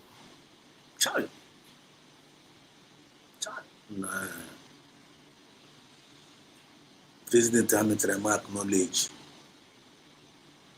Tulumbu Mechrama acknowledge. Tulumbu later realized that Nigerians are going through pain. And you call yourself a president. Buhari made them to go through enough pain. Tulumbu still entered. How many years already? Tulumbu was not able to do anything for them. Now he's acknowledging their pain. Now he's giving them hope. I don't know whether you guys are connecting the dot now. Yeah? Now he's giving them hope that he's going to treat all those pain. Upper campaign, come back on another campaign. Upper another campaign strategy. Upper on another campaign strategy. They want to hold the people down. Nigeria 65, analyzing President Trumbu's speech. They are here now. They are trying to analyzing President Trumbu's speech. And this man recognized that Nigeria is going through pain. And Tulumbu also have recognized that Nigerians are going through pain. And the whole citizens have realized that all of them are in pain. Are you getting the point now? All of them now have realized going on in pain. They're actually going through pain. The nation Nigeria is going to pain. And the president in quote, Wonye Yoruba, Jiumunni Anine, you watch this Tulumbu Akita now. Tulumbu Jiumunni Anine were surrounded everywhere. Ojumunni Anine surround all the whole posts being known at that Nigeria. And the same thing Buhari did. Tulumbu is also doing it. Buhari came in on board and appointed all the whole Fulanis in all the affairs of Nigeria positions. Everybody saw it. For good 80 years, Igbo man not tested any place. Now, Yoruba Batakwana, he did the same thing in the Fulani mere. Yeah, within the Yoruba, up in the midst of the whole post-nation of the Yoruba, Nigeria are still in pain. Now, who are the one enjoying the Nigeria now? Is it not those people that are in the head of the fame of Nigeria? Those the same politicians are in the point out. My Minister of Information, Minister of Welfare, Minister of Transportation, Minister of Airline, all of them, all the ministers, or even Chief Army Staff, or everything, Yoruba. Then what are they doing for Nigerians? Which services are they rendering to that one Nigeria? It's not pain they are giving to them, but USB as of physical. USB as of physical. Then if Nigerian people now can realize, that they are in pain under these their fake politicians, under these their puppet politicians, why are they fighting against Mazi Nnamdi Kanu? Why are they against Mazi Nnamdi Kanu? Yeah, what did you join? Why are they fighting against Mazi Nnamdi Kanu? They knew that Mazi Nnamdi Kanu is innocent. They knew that Mazi Nnamdi Kanu want every citizen of Biafra, every citizen of that nation to live a better life. Mazi Nnamdi Kanu even went on protest in UK for better Nigeria. Still yet, they're supposed to cooperate. They refuse to cooperate. They refuse to do the right thing. Which means they have already subjected the citizens of Nigeria under perpetual slavery, under perpetual poverty. Every day, every day they will be campaigning with hope. Electricity they cannot even give. And when you watch that press release of PM Tulumbu, you see when he was saying that insecurity are going to Nigeria now. They have dealt with Boko Haram. Yagatipo IPOB there, the midst of Boko Haram, which means IPOB is one of the terrorist organizations.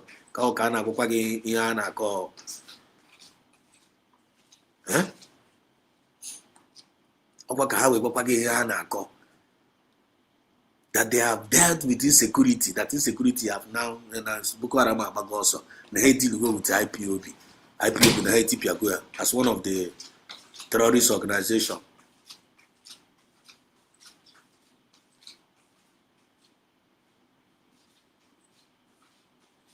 Giving a dog a bad name for them to finish the dog.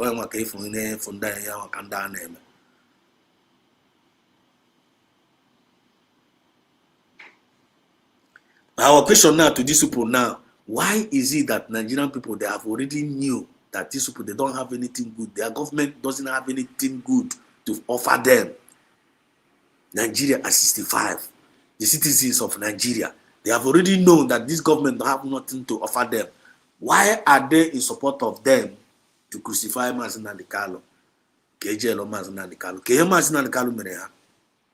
Why are they celebrating the PM Samanapa in Finland? And they feel like they're too younger. Came and they want Nigeria to celebrate here.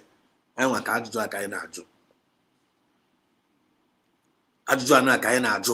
That's because on the bank I go. About time they want Nigeria here.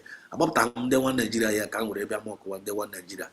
About time they want Nigeria news now to for we to talk to ourselves and one Igbo.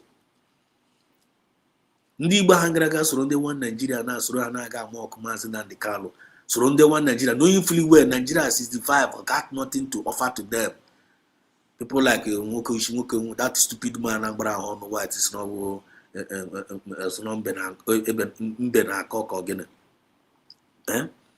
people like Ikengi Iruago, people like that Jovita.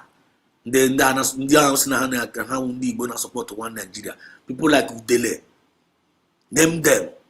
All those people that are supporting one Nigeria and you call yourself an Igbo. Knowing fully well and then Nigeria and then one Nigeria Juruna. Look at what happened at the Nigeria at 65. Tulumbu Zuzuru. Yeah, from the Guamu, I just know the chips, I just know now. I just know they hold myself. I told me more express to teach them more express. I'm trying to be civil here. Because the thing they we were. And I'm not here and only where our people were. But the reason why we were put here for us to know the time and the season I'm on email. For us to know the time and the season I'm on email. Look at the one Nigeria. And on in their own station. Now go kiri. When it cause I was always that no Chineke and Northern landed and the President I hope. President you go have hope. Yana Koya, Yana Chiochi. Come on, we Koya and we pass na Kodi cannot hope we are cover that thing now. Because how am I the truth? How am I the truth?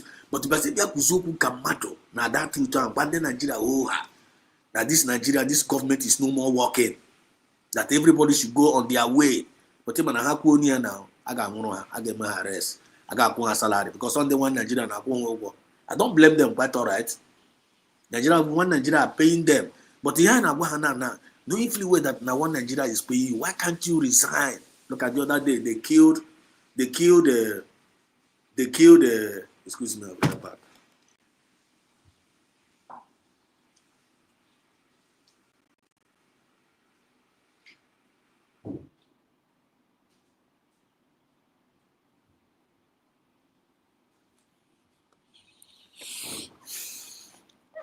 Look at the last time around, they killed Haburu, Matakri name news, Naraj news, up till now, when it's not like quick. And the Matakri for Haburu now, Matakran to a little bit has spoken. What I can do, a little bit has spoken. If it has a weapon to the girl, because someone in their midst. And to tell you from what I can know here, this girl in their midst, I gave watch and what I can for my wine. I'm a my wine. Over guitar now we can hate you go nka. Because one Nigeria have nothing good to offer you. One Nigeria means to one Nigeria mean to the life of Nigeria. The thing, Ima, Dana cover this thing like this.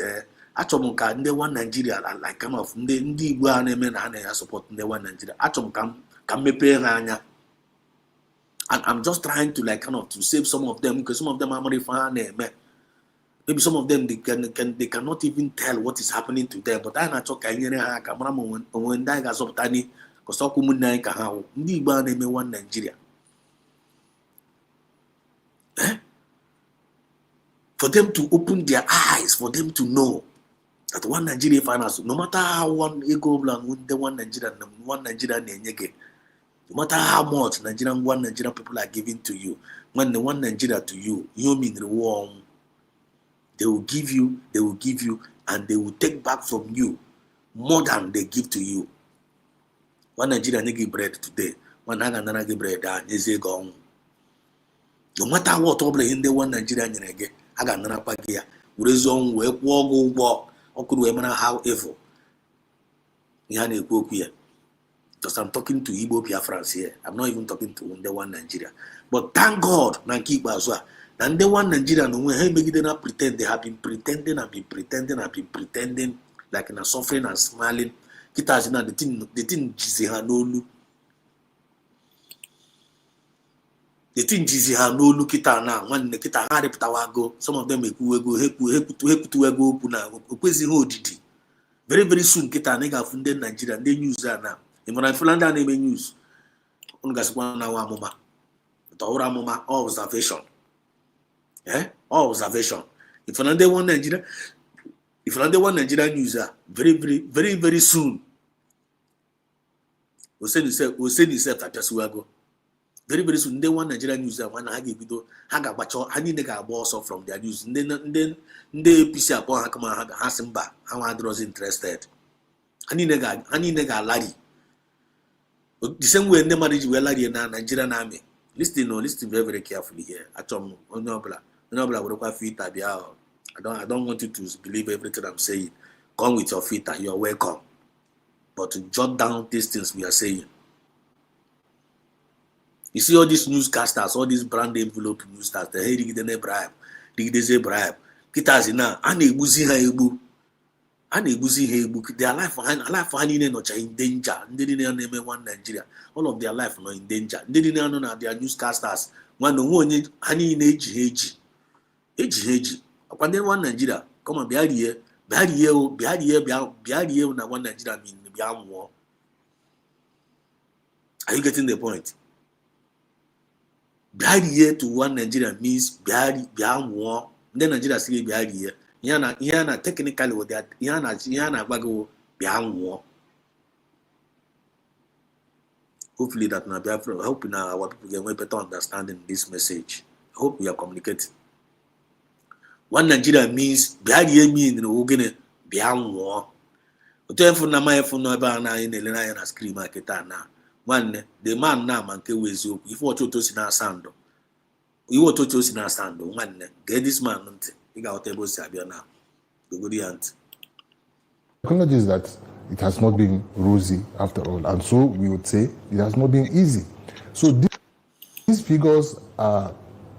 Let me confess one thing. Our economy is mostly dissected or analyzed and discussed by politicians, not the economists. We have not seen the economists really dissecting and giving us a path that we should take as ordinary citizens. Are you listening to him now? Okay, if you don't make Wago point now.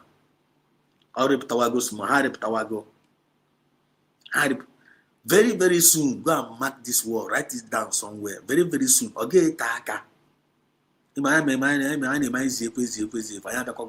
touch to the one Nigeria, I see I have about touch to the briggy.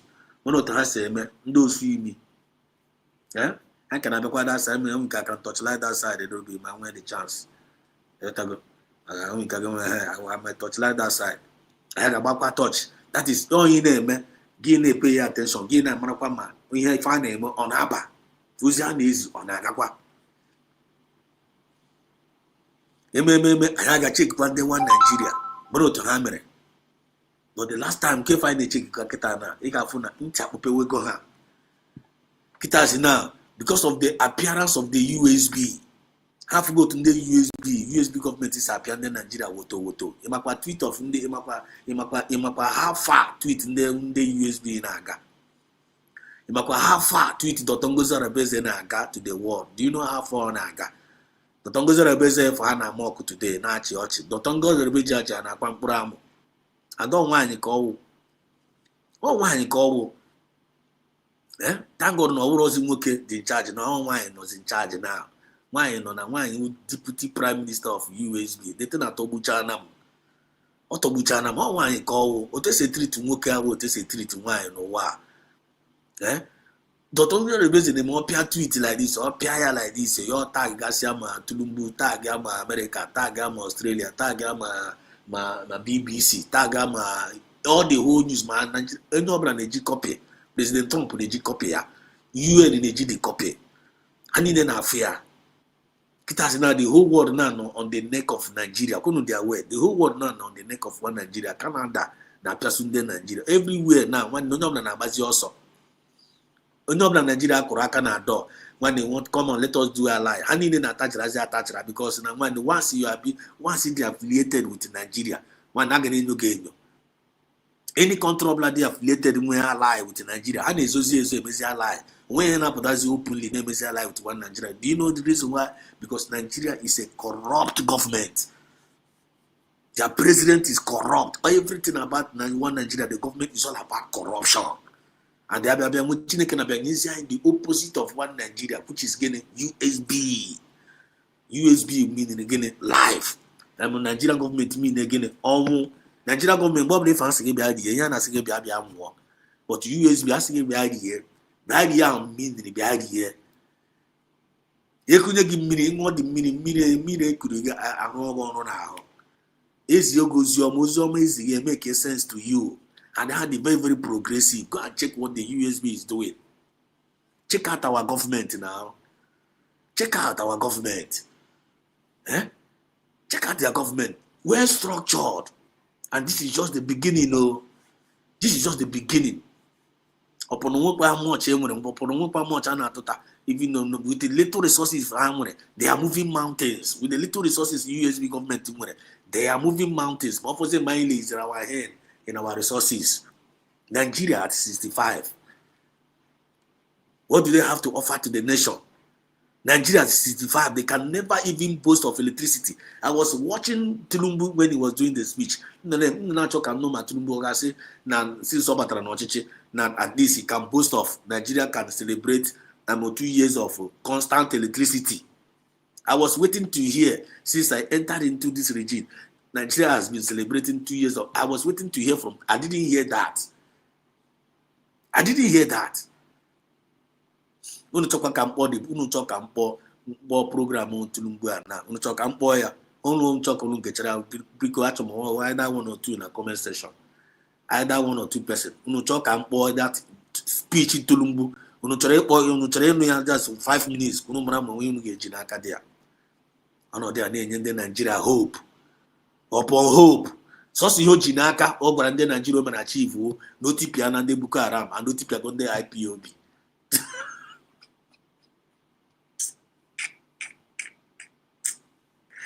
So say anything ma ji n'aka ọ mere achieve na ine na the Nigeria at 65.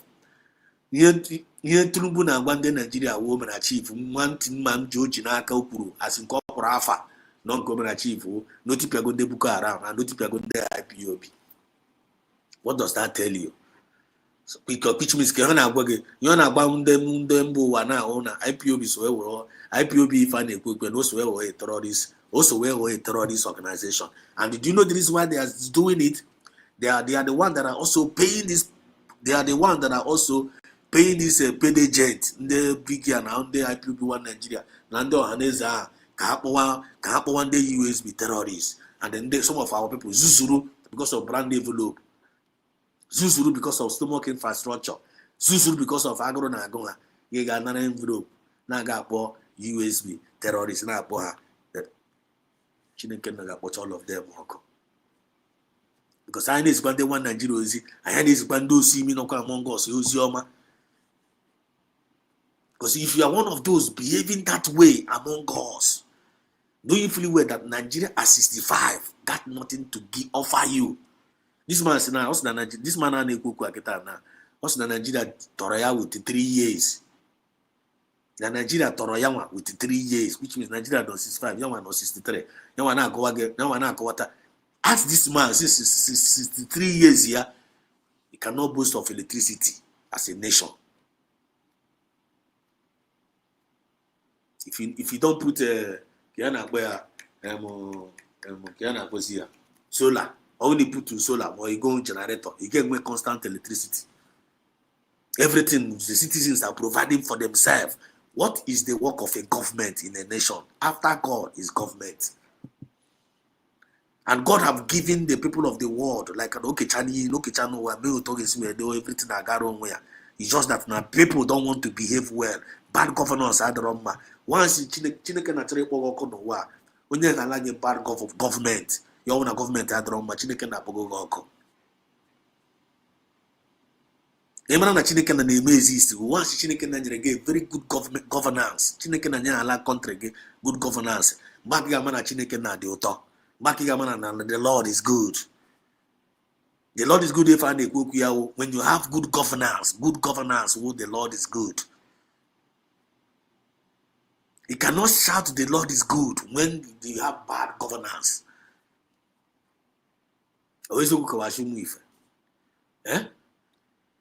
Biafra, when you say the Lord is good, which is good governance, God have given us a good governance. He said, an appointed time, he said, a child is born, a son is given, and unto him the government of the world shall rest upon his shoulder. Biafra. A son is born, a child is given, and upon this world the government of the world shall rest upon his shoulder. If I name them more. They found all Biafra, the child is born now, the son is given, and upon him the government shall rest upon the shoulder, and the name shall be called Emmanuel. And what is the meaning of Emmanuel? God is with us.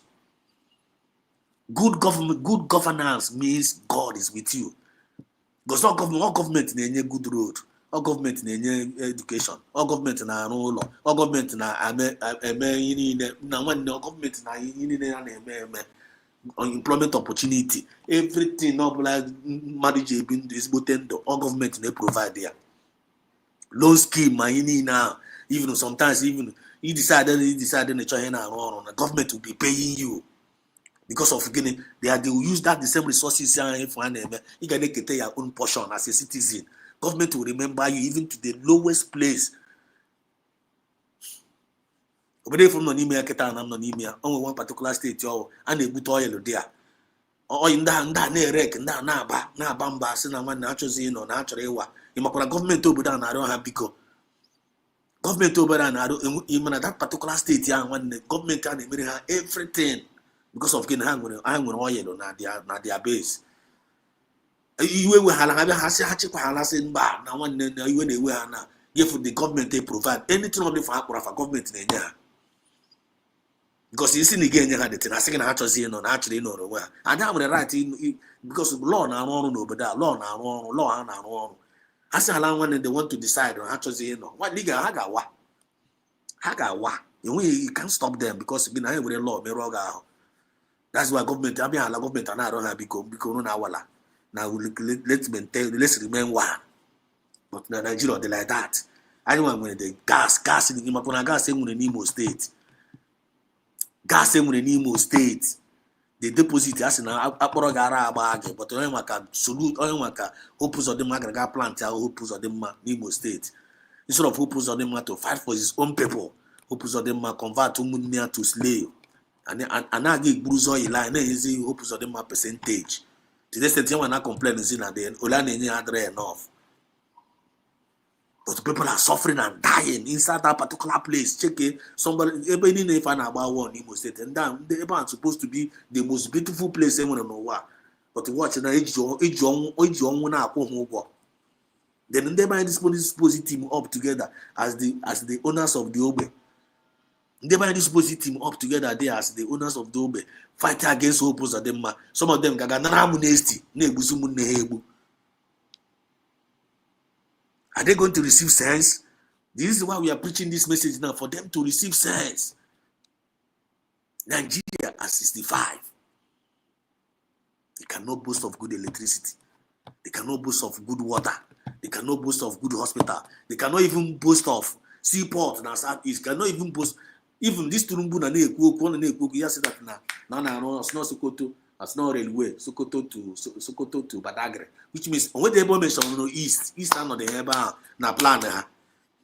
East is not there for the agenda. Then the same people who one day is God. Chineke na if you see me, Agadre Hamma. Any person of black Igbo Biafra, you are adding one Nigeria to finish your own people. United States of Biafra, this thing is no longer going to affect us anymore. It's no longer anya make escape na make escape. Anya Chineke na chitago anya. Chukwu na chitago ndị USB. USB is the solution. Can go na conversation come kele ndị munna. Mark God, I see you there. Never can kusere. Ije nwanne mo ndewo. Ije nwanne mo paranuma. Thank you so much, Ije. Ndewo mazi. Happy Sunday to you, your family. Martin Sinze, I see you. Happy Sunday to you. Instead of one name, God bless you for your good job. One love, bro. I heard. Biafra, 100%. Thank you, Martins.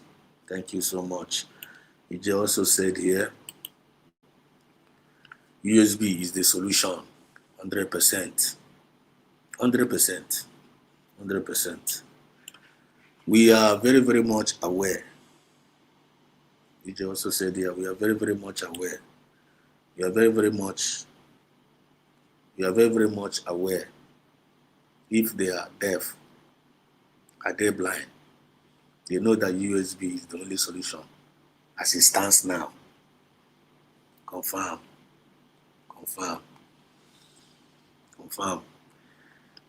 Hama kwa yao. Hama. Nde wa Nigeria kita yene ilaya kita na They want Nigeria in a lion now. They want Nigeria in a lion now. All these newscasters now. I don't think it's way forward. This thing is so deep. But all the people suppose it is very, very simple to understand. Then these newscasters need now, all these new medias now. One Ibahani Mobi. How can I sit now? Go didn't they have the self? Then they won't do USB. USB and that's all that now. What is going on? I never check here with medias. Forget one year for that door. I'm an adult man. I'm an house abona. I'm an organ Usabo. I'm an all those people are paid agent. They know the original. Hama. They know. They know. All this work can I see now. These people are undefeatable. Kenya they made in that with Pianda. Now the more even the worst part the more Hana add the more muzzle. If you have the more Hana add the more muzzle. If you have the USB, the more USB na the more beautify.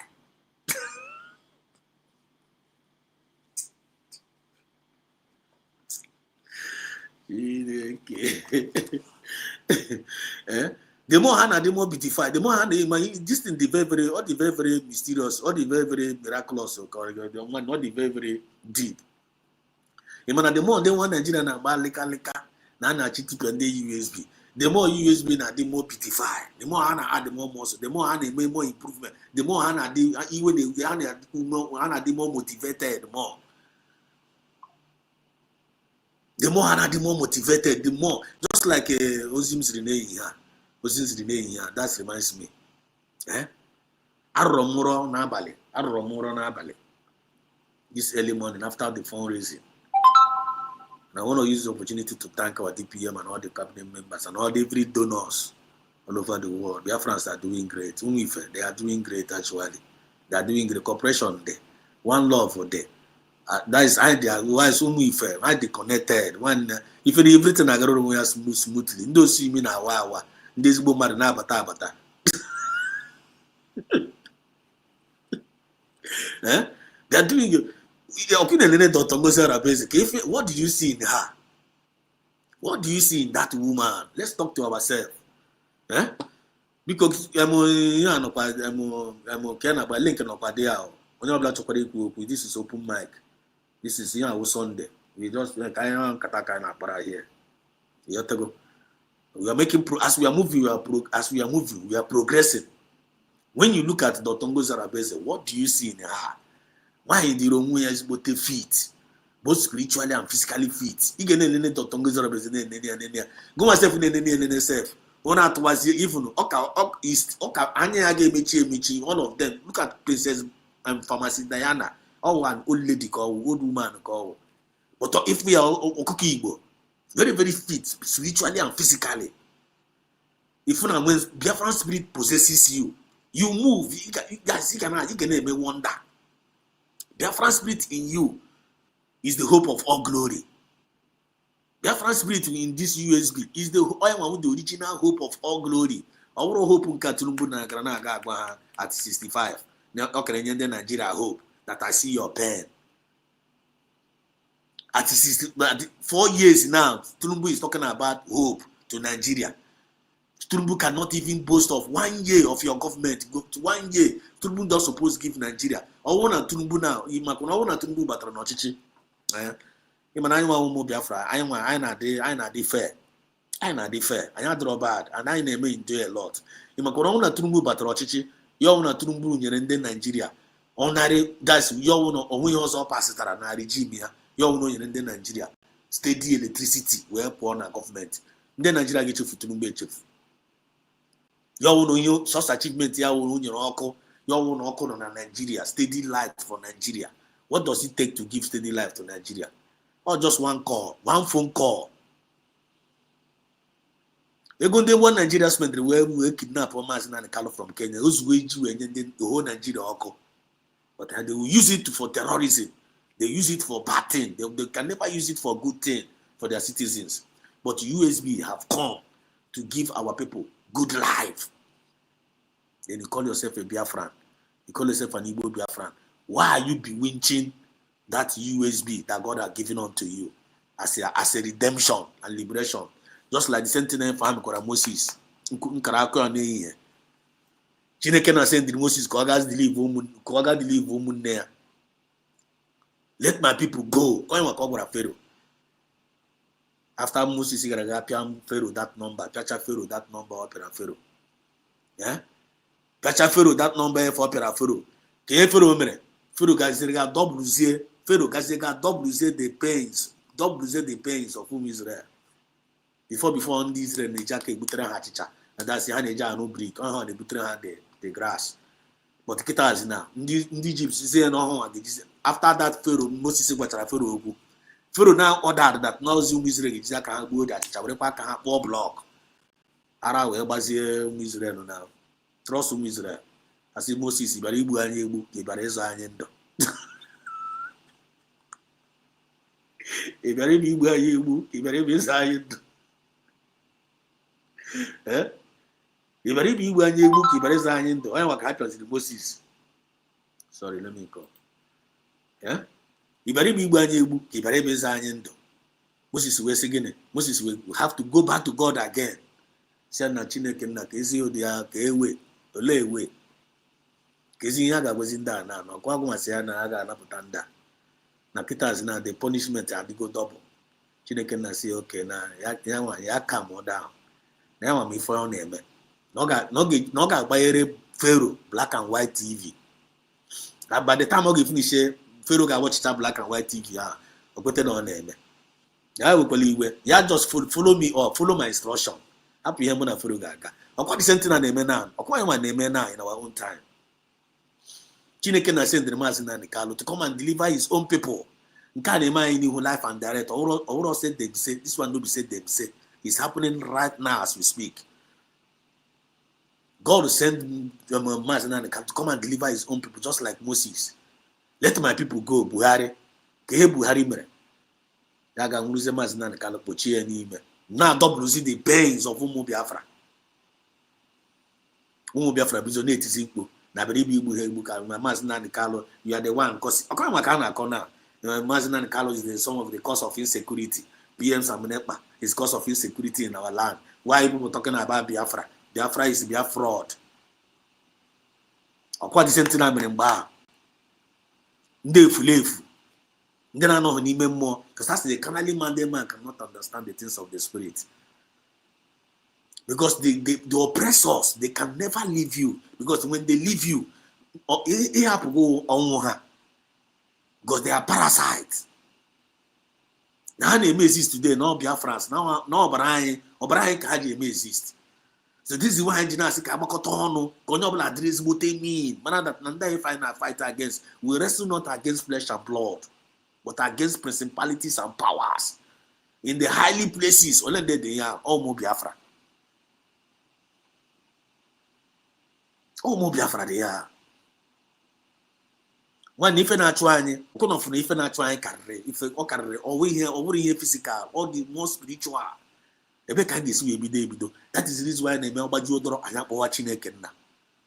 Anya akpọwa ya si Chukwu na ọkọgụ nwa kwekwara anyị nkwa. The same thing na Moses mekwara. Chineke na ọkọgụ nwa onye si na ndị a ga-enwere onwe akọgụ nwa si na ị ga-enye anyị this promised land. Ọ gị nke ewe. Chineke na si lekwa ewe. Because we always like to follow that divine instruction. If you see in this our movement, Nigeria at 65, they got nothing to show for. Do you know the reason why? Because Nigerian government was not based on divine creation. Nigerian government was not based on divine creation. And when any country that is not based on divine creation can never receive any divine instruction. I get to the point now. Any country that is not created divinely by God can never follow divine instruction. And that is the reason why that country is bound to perish and bound to destruction, just like Sodom and Gomorrah. Sodom and Gomorrah was not following, they were not based, formed by God under Obodo Ekwensu. Obodo they take instruction from Ekwensu. Obodo they now worship idol. Then when reference Nebechukwu Nano. There is a lot of things one because I imagine us in a channel 9 final like that when only know more. No anything I got eba. No anything I got eba teba self you got the confused. You get teba gas this guy na kodiako self. You got say okay na kodiako. But once in on him more drop hiding single word. You got catch you ozbo because him no kimebem naga. The same thing, we are connected in the spirit. USB is the solution to all this Nigeria mess. USB is the solution to Nigeria. USB is the savior to Nigerian government. USB is the savior of Africa. And USB suddenly is going to become the savior of the whole world. Are you getting the point? The government of the world shall rest upon his shoulder, and his name shall be called Emmanuel. And what is the meaning of Emmanuel? God is with us. And for God so loved the world that he gave his only begotten son. And who is that begotten son? The Bible has known Jesus Christ. Jesus Christ, baby, I want salvation. I bet in our own time. I bet that I'm as Nani Carlo. Jinjawe, Biafra. Do you know what is going on now in Biafra? Do you know what is actually happening? Listen. Chineke na nelene Mazi Nnamdi aka n'anyị n'obi when emere anyị obi ebere, because you have never seen any man like Mazi Nnamdi Kanu apart from Jesus. Ike carry na ike ndị mmadụ aghọta this one. Nke a ga-adịrị ha too heavy.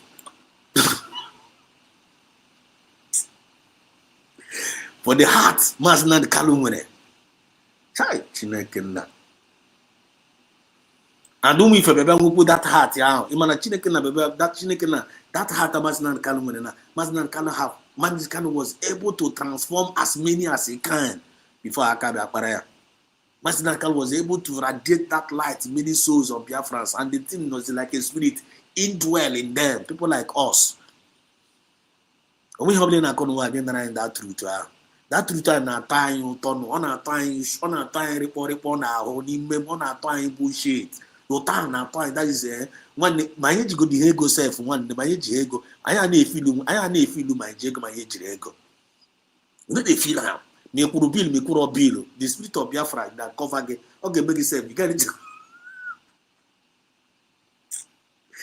Because this thing, not that because about this thing, about maybe I'm telling you. The thing is so big. Eh?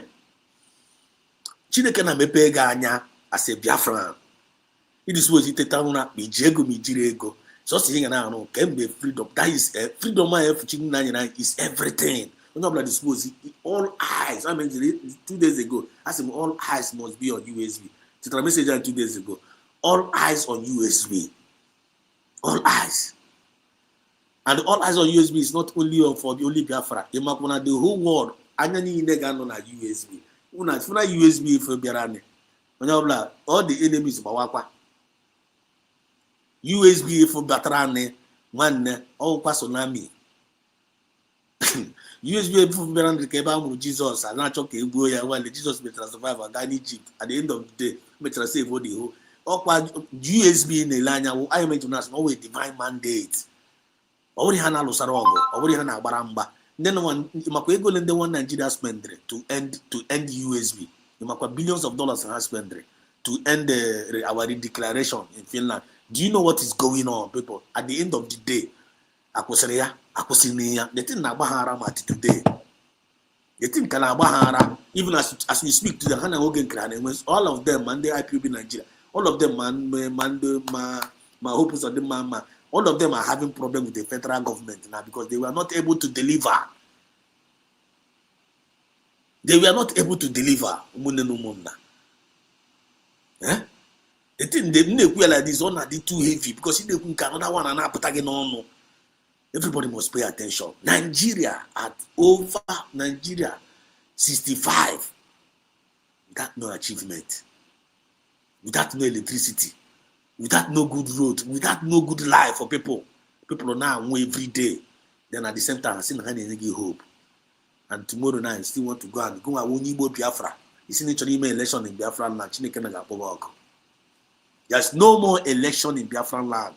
Very, very soon, Kita now, Biafra, you heard DPM, right? We are going to conduct our own election. Our own election. We are going to teach Nigeria what is true democracy. I am considering Nigeria fair and free election, the whole world, that they are going to see it. Very, very soon, Kitana, USB Gawuzi are to every other nation, Africa. Nigeria, then my Yoruba, they will be jealous in us. Emulate. Very, very soon, Yoruba nation. Very soon, man, but everybody gonna say they want to go like USB. Watch out what is going to happen. God have already established us for us to declare that thing in Finland when that document when Mary that is supposed now to come together. I know under nation building, under one voice, under one government. We give an academy group, group, in a book we use your reach. You might do to declare, go and back and you will call every other people hands down. After that declaration, you're no more agitating. We are now a sovereign nation. Probably ID card are now all over the world. You register for that man, don't see, but you're going to register. ID card are now back in a public. It's like this, probably to the United States of Biafra. Probably to the United States of Biafra, Bagam. And I jogging in the car there in the Obude Bube because I catch naked Nadia. Watching naked na form here. A gemma, I told her a gemma like this, bagam like this, or getting United States of Biafra. I don't know about the whole world. Are you thinking what I'm thinking? Are you seeing what I'm seeing? I mean, put a phone, the Monday, put an aquari, time I get when I call something very, very important. Some people like that, and I call bullshit. Now, bullshit. ebe dispose dị progressive a na-akọ nonsense na-elecha anya masị na nwanne ndị anọkwa n'ime mmụọ a na-akụ asịrị. Everybody must wake up. Ife mewego all eyes on you. Onye ọbụla dispose ihe a na-dispose na promotion of you. Onye ọbụla dị like ị ga na-promote ya, ị ga na-akụ ya ka ogene, ebe ọbụla ị ga na-akụ ya ka testimony, ebe ọbụla ị ga na-ekele Chineke nna, ị ga na-agụ ya ka egwu. Even if a na-ejighị eji USB ebe ọbụla gara na-akọ USB na-akọ ya na-akọ USB ịkọgide a ga na-ajụ ole ndị wu ị mara nke efu nọ na Amerịka na nke efe mere a na-ekwu okwu ya na Amerịka mana anyị emewaghị exist. Amerịka mana anyị emewaghị exist. Finland n'onwe ya na-ele anya kịta na ma anyị emewaghị exist. Many other countries amarago ori na emewaghị exist. But onwe ndị na-enwebe idea. Homeland anyị fụ kịta things emewego na our homeland, things emewago, the governors ha arụwago, things emewago ji ọrụ very very soon kịta na ndị amị niile ha niile na-agbazi awa ha alọwago, ha niile small time na kidnappers ga-eji aka ha disappear ya n'ime ọhịa anyị. Naturally ha niile ga-awa sọsọ ihe eji nkịta na awụ this nke na-akpọ ya in-house enemy na awụ the last one ihe front. By the time I get deal with ndị ụmụ okoke a na-abịa na ụmụ mosquito anọ ya among us, by the time anyị ga-agbacha ha share toss anyị enwere onwe anyị completely. Because onwe ezi ọzọ ji ya nkịta na ma ọ wụrụ ọdịs ụmụ okoke a na-ebe ka mosquito. By the time anyị ga-agbachara ha share toss, because share toss ka ga-eji egbu ụlọ, share toss ka ga-agbagharị ha, because ha na-eji egbu mosquito kọ share toss. Akwa m dị ọda dị m na-agwụ na ihe mere n'ụlọ m ihe mgbere abalị.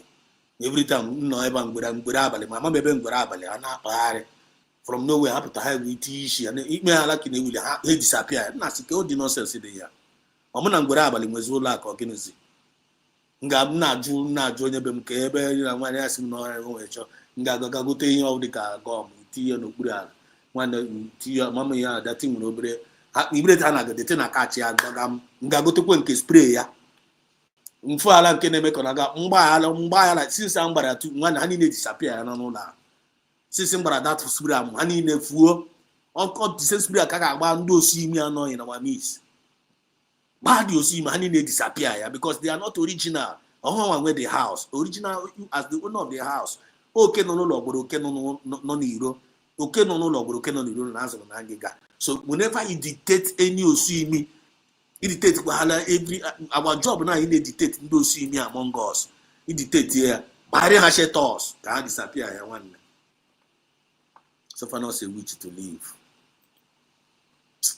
You can go conversation. EJ says fat, bro. Thank you, EJ. Beauty for Christ. I see you. You're welcome to the program. USB is the solution. USB is the solution. Because someone didn't have idea. Someone didn't have idea.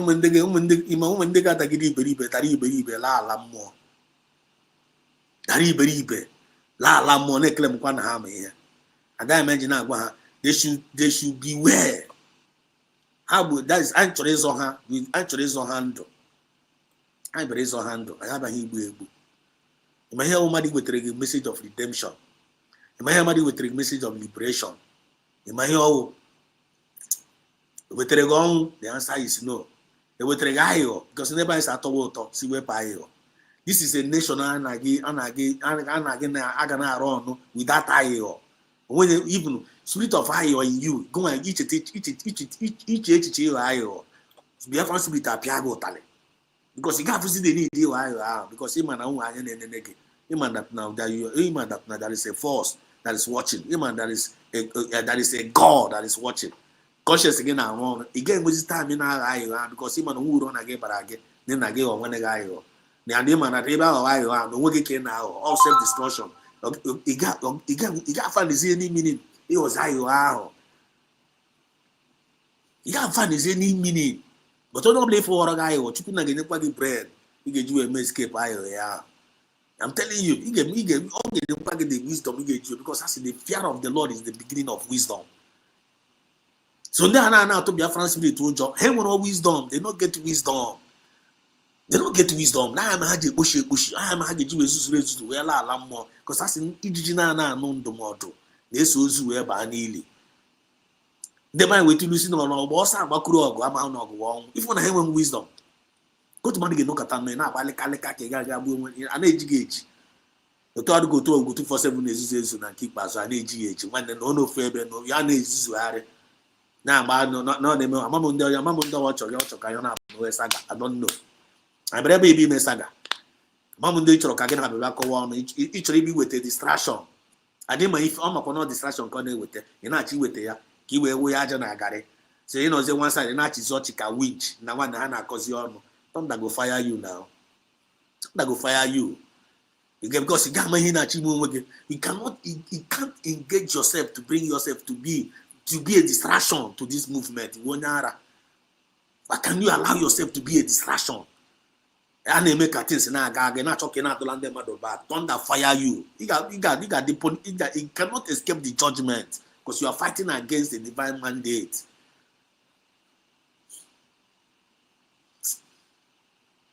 Oh, give us a better understanding to this message. I am a Chineke, Chineke, na you move Biafra all over the world. Obi Sarasara. You move Biafra I'm a make you move Biafra all over the world. Obi Sarasara. I want I need. Obi Sarasara. Without Obi Sarasara, you are going nowhere. You are going nowhere. Obi Sarasara. Clean mind. Just be yourself. Make use of your conscience. Be yourself and make use of your conscience. Just put it that way. In the simplest time. Oh no, only when somebody why you not like when them body too much. Oh, is there insult? Do to any feeling when you be sarasara. Your owner. Each other when them body all those trickies we are in nonsense and the madam. The man no catena home guy. Jelly now on mad. Buy free now on mad. Your mind now on. Buy free na po brand. Kiwe bute mad. Ina po brand. Ki bata aplico. Ina po brand. Kiwe tipia mad. Ina po brand. Ki gabi trem. Ema no wagi kinere. Technically, onya nero muya because onya nwe fear of because onya nwe wisdom akonu channel no there. Because only one akonu change this was man at now. The way so see them when they be say. Joy also men with the ego now. Must you sell your brother? You won't have so see you but go we eat one nigga. Yeah? I say it thunder fire, you see not on Nagi. I see in the jala where's the minute, it's not Bogogi. But why can't you behave yourself? Why can't you behave yourself? Carry Ogatati ya. Why can't you carry Ogu? Carry Gorogo for John? Why can't you carry Ogu? Carry Bugono? Some of us Jana, some of us Jaka, better wine course. Ebi na speed, ebi na pubongi na brand. Ebi na zuzuare. Iga paricho onwe gi chonye kparrege. Eh? Iga gura kage paricho onwe gi. Ina chonye kparrege. Ine play as victim. Ade makono onwe kparro no gwa jaka ge kparro onwe gi. Me accept ne kparro onwe gi. You cannot accept ne kparro onwe gi. Ina chose kparrege. Asi ge thunder fire you sina akpo na gi. There's no more time for Zuzu and keep as well. Only a name is Zuzu Kita and the Zuzu where Zuzu for that is Zuzu Batana USB. They can't accept you. Your friends can never accept you. You will Zuzu Batana USB and money no go last. You will I or Batana USB and you no go last. You will have Prico Bata, you no go last. You will selfishness, envy, bitterness, you no go last. On a very, very good day, I hope I have a Cassizige. On a very, very good day, you can know something, you can know like this. When I want to you cannot understand. You can't make him again. He can never say, I want to resign. And I do again in the why you and I do why I want to resign. I said, no, yeah, I want to resign.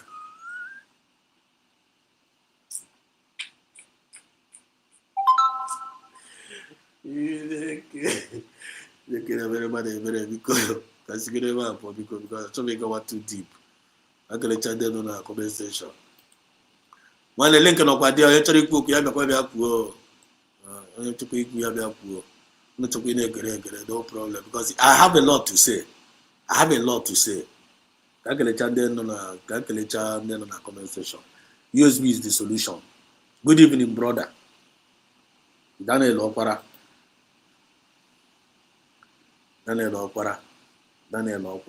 This name sounds very, very familiar. Daniel Opara, how are you doing? Do I know you? I forget it sounds very, very familiar. Beauty for Christ. Thank you, Beauty for Christ. I appreciate.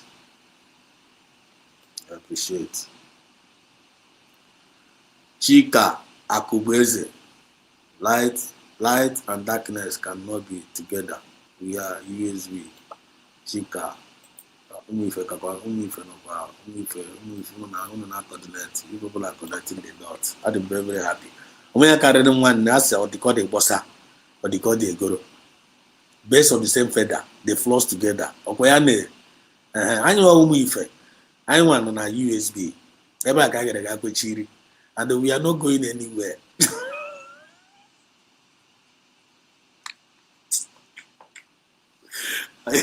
We are not going anywhere. Where by like that? Every guy get chiri one. I want to have USB. I want a photo wine. I want a photo wine, and I want to see that USB pota. Get one note of my. I want a photo wine. I want to see that USB poor. I want a photo, especially more. I want a photo wine. I want to see that USB poor. One of the cases ke azu si n'ime mmiri wee pụta n'elu ụwa. You see that USB poor, what do you get? Because he was azu si n'ime mmiri wee pụtazie n'elu ụwa. N'ozie n'elu ala. And they can suffocate, now. Go suffocate. For you to make USB your enemy, you are making water. USB represents mmiri. Ikuru mmiri again more. You get Jimmy Sao. Animal need mmiri. Oshishi need mmiri. Everybody need water. You know you want to make water your enemy. So anyone we represent water. Ikuru again gotando. Never be fine grind. I'm in ife there. I am not cause confusion. I am not become Mariana Madibe Ishi. I am not a winch. I am not a winch. I will tell progress. Probably fine grind. I am doing it. I am doing Anya wụrụ ndị erigbo akpọgo ụwa ọma no anyị na-enye anyị mekwa gị expect ka inyekwa anyị ọ bụrụ sọsọ anyị nwa na-enye gị na-anara a na-enye gị sọsọ na-anara na-eri lọrọ mgbe gị asị ka iweta nke gị nwa gị fịkọwa ihu come on get away you here come on serve anwe ndị ebe ebe John ọ this movement a chọrọ ihe gọọmenti na-emere ha achọghị ha na-ekwute okwu nke ha ga-emere gọọmenti ọ nke sọsọ nrite ka a chọrọ ibi na-erite wasị na ha na-eritezi ihe efe a na-erite mama ka ga-anụzi iwu they are no more following the template.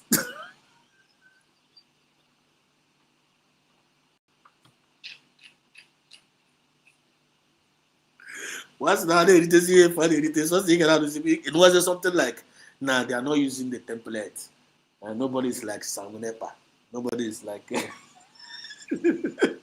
Ndembu supposed to be smart. Know them. By the fruit you shall know them. There we go. Mazi Ocean. Ocean is in the building. There we go. Talk about Ocean. Mazi Ocean, can you hear me? There we go. Happy Sunday, my brother. Spirit in the eye, labele.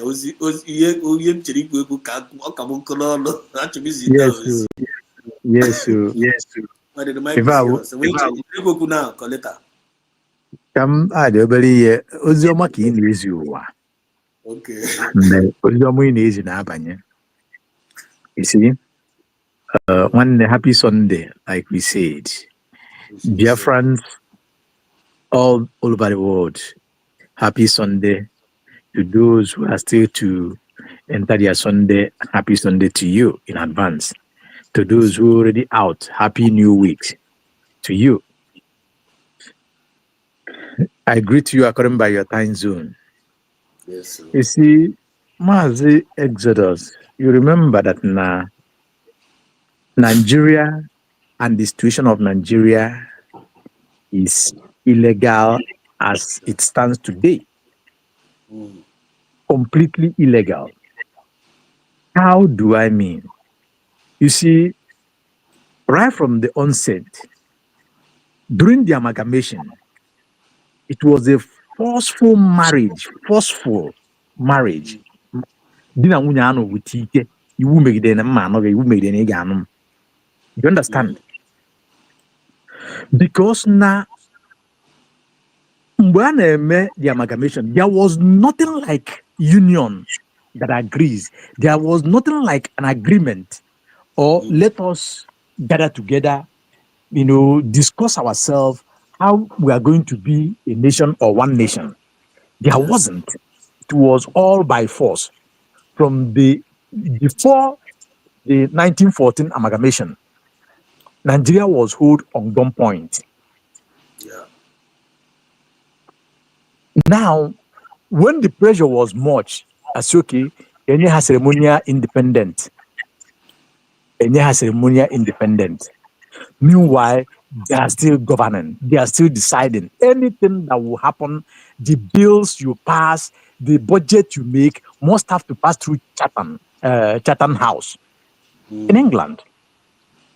Is that an independent nation? Russia or America, they discuss their matter before they table it in their or before an election. China or Russia, America or India or China, Australia, they are Commonwealth as we are. And the Chatham House, they decided they are distant. India's, they are Commonwealth as we are. Are they going to Chatham House to discuss? Likewise, so many other nations, apart from that of Africa, that of African Commonwealth, very stupid. You have to go and table to them what you want, the project. And once they found out that there's madness in you, there's brilliant in you, you're meant well, or you mean well, or you're going to do well for your people, my dear, sorry, that seat is not for you. Exactly. Now bring it down. The man who talks on an independent day, whether the man or he's a clone, I don't know. I did not even listen on kind of and as somebody said, no, hope. I'm telling you. And a almost 100 years old man, you at your age is giving you hope. An ancestor is giving you hope, and a working cop is giving you hope. A man who cannot decide things properly is giving you hope. What hope are you hoping on? At the age of 63, hope. Okay, yes, that is that. At the age of 63, or following about 63 minus 100, or following about 37 for you to clock 100. Nigerian government. Hope. Now, the hope you're talking about from 1914 to date is 100 and something years. 100 years, 2014. Add it another 10 to this, to almost 110 years and 110 years plus.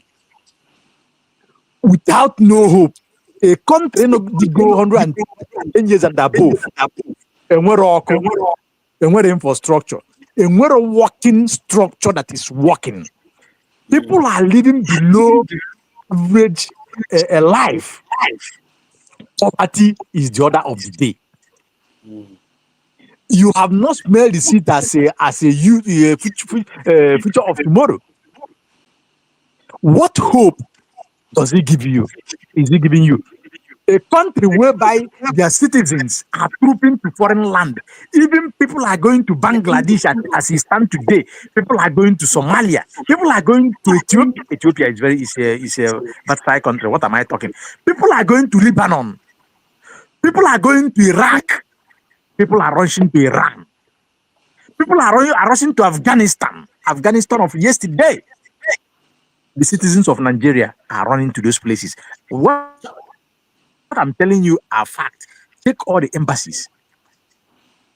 A country whereby hundreds of thousands to millions are trooping out on daily basis. Some are current in all manner of embassies without even knowing Which country is that? So I'm around a country, an African country, called in Asia, called in Pacific, called in Europe, called in America, called in whichever continent. Visa. So which hope are you hoping on? A country whereby government will wake up tomorrow, look at infrastructure, look at structure that an individual put that worth billions of dollars, pull it down without any discussion, without any compensation, without anything. Just go there, pull it down, give one or two excuses. What hope are you hoping on? What hope is that country giving you? A country whereby the current government, when they came to power, a liter of fuel was just call it 90 something, 100 and something, 120, 110 naira. Today, you are talking about a liter of fuel, 1,000 and above. Gasoline is no go area. Diesel. How the country whereby there is no 2 good hour or 3 hour constant electricity. How can you run? How can business thrive? A country whereby there is no road to move, to drive upon. How can you? A country whereby government, general, I'm talking about, when I talk about general, I'm talking about, what do you call it? What do you call it? Chief of defense staff. Chief of defense staff is the highest general in Nigeria, followed by what do you call him? Oh my God, what do you call him after chief of defense staff? Chief of army staff. Where they call terrorists, Fulani terrorists, call them for negotiation, calling them, pronouncing that word that they are their brothers. You negotiate with them. Why, on the other hand, you kill the citizens that are, you buy the citizens that are calling for these people not to kill them again? If they hold one stick, you go and collect it from them, arrest them, buy the ones you will buy. What kind of country, what hope are you having in that country? A country whereby is part of territorial integrity is being taken from people who cross border illegally a couple of months ago, and it's still going on as we are talking, as we are discussing now. It's still going on. What hope is it giving you? Just put all this little narrative together. Because what is in the one Nigeria? Us in the Biafra can never pass the Carlo Neble PM You talk about the journalist, the brown envelope journalist. You see, Biafrans, I want to tell you this. Akwema, ihe nyela asị n'ụwa bụ agụụ. It's fact. Ihe nyela asị n'ụwa bụ agụụ. It's coming. It is coming. Wait for it. It's coming. Now, people are saying that there's hunger in the land. No. Hunger can go. Don't worry. On our warm up, Kobia. That is when you will see those brown envelope journalists. They will be forced to, not they will speak. They will be forced to. No, they will come to talk the truth the way it is. Without minding words.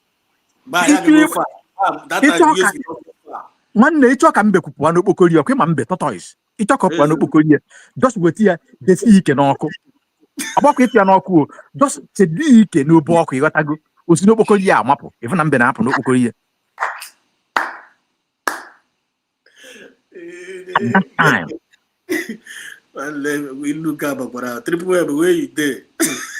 At that time, there is no way to run to. I forgot me already. It's very soon on I give back. You just gave a prophecy without knowing that you gave a prophecy. You see? It is coming. You are not the only person see it. It is coming. It's fast approaching, eh? It's fast approaching. And by then, also by Ruga Bazu. Mbawa, you after that na itu ndị Igbo si na ọsọ na-abụrụ ọsọ ka ọ na-awụ nwaanyị na-agba ọ na-aga alị ya na-abụ ifu owele aka ya na-abụ na-ejide alị ya. I remember when Ocean Master was saying it. I remember when Biafra Senators was saying. I remember when USB DPM was. Ima back again chetazi ni na agba ha. Nwanne mgbe oge m na-agwa gị ihe a lue nwaanyị na-ejide alị ya aka ama ncheta na ya mara ọgọdọ na ọ na-agba ọsọ stark naked. For you to understand what is coming. At that time, can all of them, therefore, on of an over a defend the indefensible. Again, Osugimi, Suanya. Who caused the war? PM Samenepa causes security. Okwandibo Biafra. Well, they are Fulani Biafrans. They are not Igbo Biafrans. They are Fulani Biafrans. You get that? Because an Igbo Biafra cannot anybody upon for Jonia we a legal course on himself, on his generations, upon generations, upon generations, upon generations. It is irredeemable. Go and read the history. What did that man did? When Biafra come, people will worship Ojukwu like Lord. I'm telling you this. His name will continue to ring bell all over the world. This is a man who was born with diamond, silver, and gold. He deprived himself all those things. He used the wealth that he was born unto. He make himself poor for me and you to be rich and be saved and live in a free world. What are you talking? Today. Talk less of the buy. Just like Mazin Nandekano, today is almost 5 years now on DSS custody. 1 pant, 1 trouser, 1 shoe. No reading glass, no reading materials. None of his spiritual materials was he wasn't permitted to use them.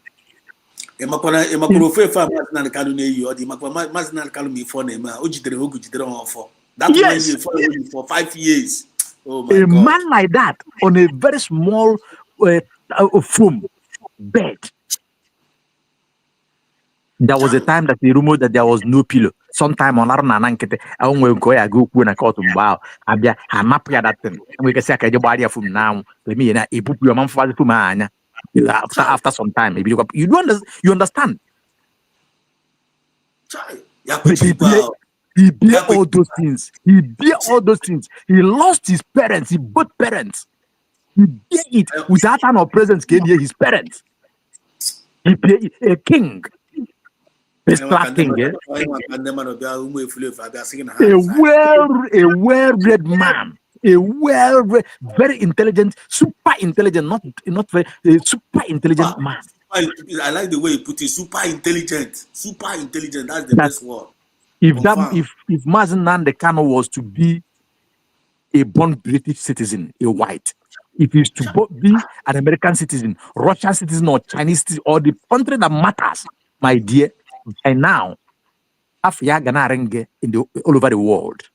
All right. Because of his inventions, because of his way of handling things, his way of analyzing and prophesying, speaking the truth, and it comes to be.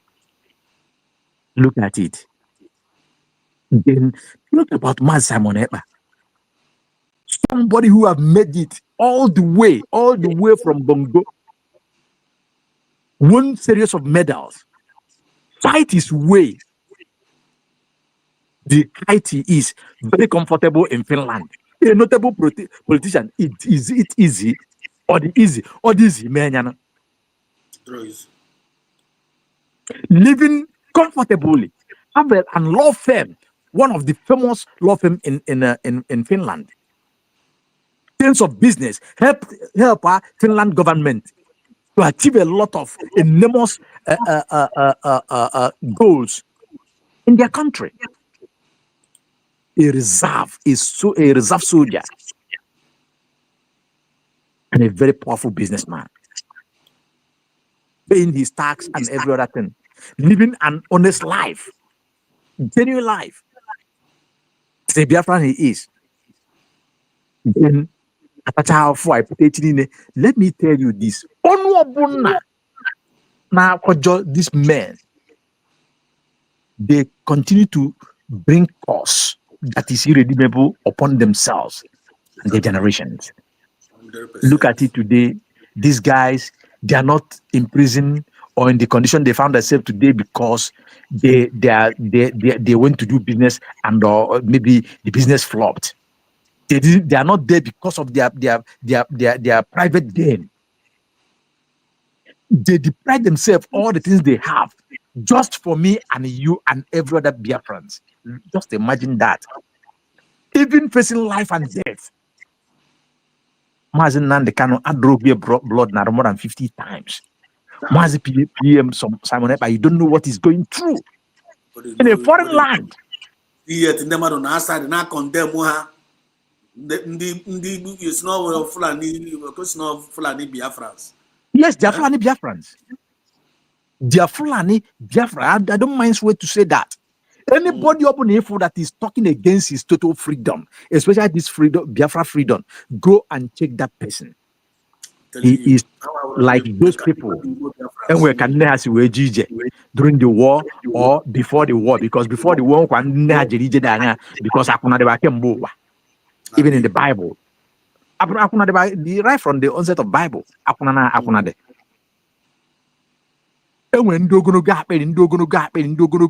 even some of them are broken, some of them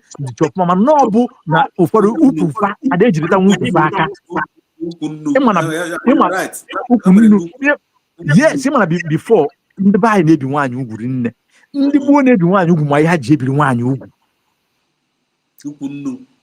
Yes, and some of them bia ebiro ha hanwezi ukwu nnu abia ona dafa kware habeza hana abokunde flani abia ha pona tawo mwazi. Today look at what is causing. So Biafrans, you see, we should not mind those individuals, those cowards that are bringing curse upon themselves. Like I saw that man, the one that said that he's from Iziago. That man, Mama was always the Okayona Bozia, according to Chekos, no again. God forbid. God forbid. Akọna uche bụ onye ọbụla ịpatụ na onye ọbụla asịrị na o nwere akọ na uche mana onye abụ onye maara ezigbo ife inwere akọ nwee uche. Ị na-aga asa that wonderful name akọ na uche a na-asị ka afụzi akọ na uche n'ebe nwaanyị nwoke mmadụ nọ. It's not an insult because we are all one. Enugu, Anambra, Ebonyi, which part again was one state, and Anambra Nimo. I'm talking about the old one. You understand? Before I get so when I want to talk about that man, I may use you Campanian days ago. So man, that guy. Meaning that no abu okoko kiamma. On a one. These are the people who don't know only we had upon Madi on Imembo, or Question on Imembo. Now, one cook more rako, Yana, or Jen or Domili, on Ako, Ede, or Yamanko Uji, because nobody working. I'm going no God. I'm going no God on Ako Ede Kaumuani. I am on your God on Abo, Urula and Ako Ede Kaumuani, no Domili. Coward. I call idiot go. And same goes to all of them that talks rubbish. And offer the Fulani Igbo from North, they were now so I have Ojuko Sin number. Konobla Kabadawa. I will know Ojuku commit to offense. That man did not history. Before that declaration of Biafra. Now, Jacob those who arrive in Kanu Airport, even in Lagos, there's some secret that is not meant to open. So I don't want to talk. Use of flight is separate here. ndị Igbo ngwa side ndị bire eche na na-egwu city separate ndị be we gbuo ụmụ nwaanyị dị ime no mercy go and ask questions ndị nke a bụ ndị eti na tren nwanne ndị anatiri ọwa aja dị n'ala then ọwọzi ndị gbara ọsọ pụta n'ụzọ Benue ihe mere fa ndị be na-esukwa ahịa imi on top of that. These thiefy people, these thiefy people. So now calculate all those things, Biafrans. Calculate all those things. Upon all these things, there is no hope. Even hopeless is not in that nation. And somebody there, after 100 years, without any achievement, I just say any hope. That is a declaration, his utterances, his speech. Give you how many years? You are 63 years old man. Okay, you begins to understand very well when you get 18 years. 63 minus 18. How many kobo? Minus 60 from 10 or 4 or 50. Minus 50. Minus 8 from 50 or 4 43. 42 plus 63 edition on after 46 years came a good ife and I say there is hope until 46 years still they cannot onye abụ onye ala ezigbote onye ala ka ya mma. My brother, dear friends, we need to focus our attention on our goals. We need to focus on our attention on the Biafra declared, on our liberations. We need to focus our attention on our recognition. We need to focus our attention on our movement, on forwardness of Biafra, so that Kaimweike Nabosi saw and leave those Fulanis. Because now, sometimes these individuals, we need to allow them to, back like chihuahuas. They are back like chihuahuas. And by the Biafra, where the law will take its course. Some of them will face the law. Most of them they will face the law no matter what. Onye face ndị meta nnukwu njọ Catholic, according by Catholic, enwe njọ ogbugbu, enwe njọ ọpịpịa, enwe njọ pọgatrị. Depending ka onye meta. My dear Master Exodus, I want to use my mic so that other will come in and talk, and you continue firing on. May God bless you for always coming, and every sister channel that comes and speak the truth. May God bless you all. Dr. Ngozo Rabeze, her speech yesterday was fab. That is that. This when you listen to leaders, it will be giving you hope. When you listen to leaders, they will be profiling solutions. Not those who will come and talk rubbish, talking wow, saga, all this nonsense. You look at talking. We don't have that time for them. You don't have time. You don't have that time, man. I have to go stage here now. Of course. What did you see in her? Why in defeat spiritually and physically? After speech.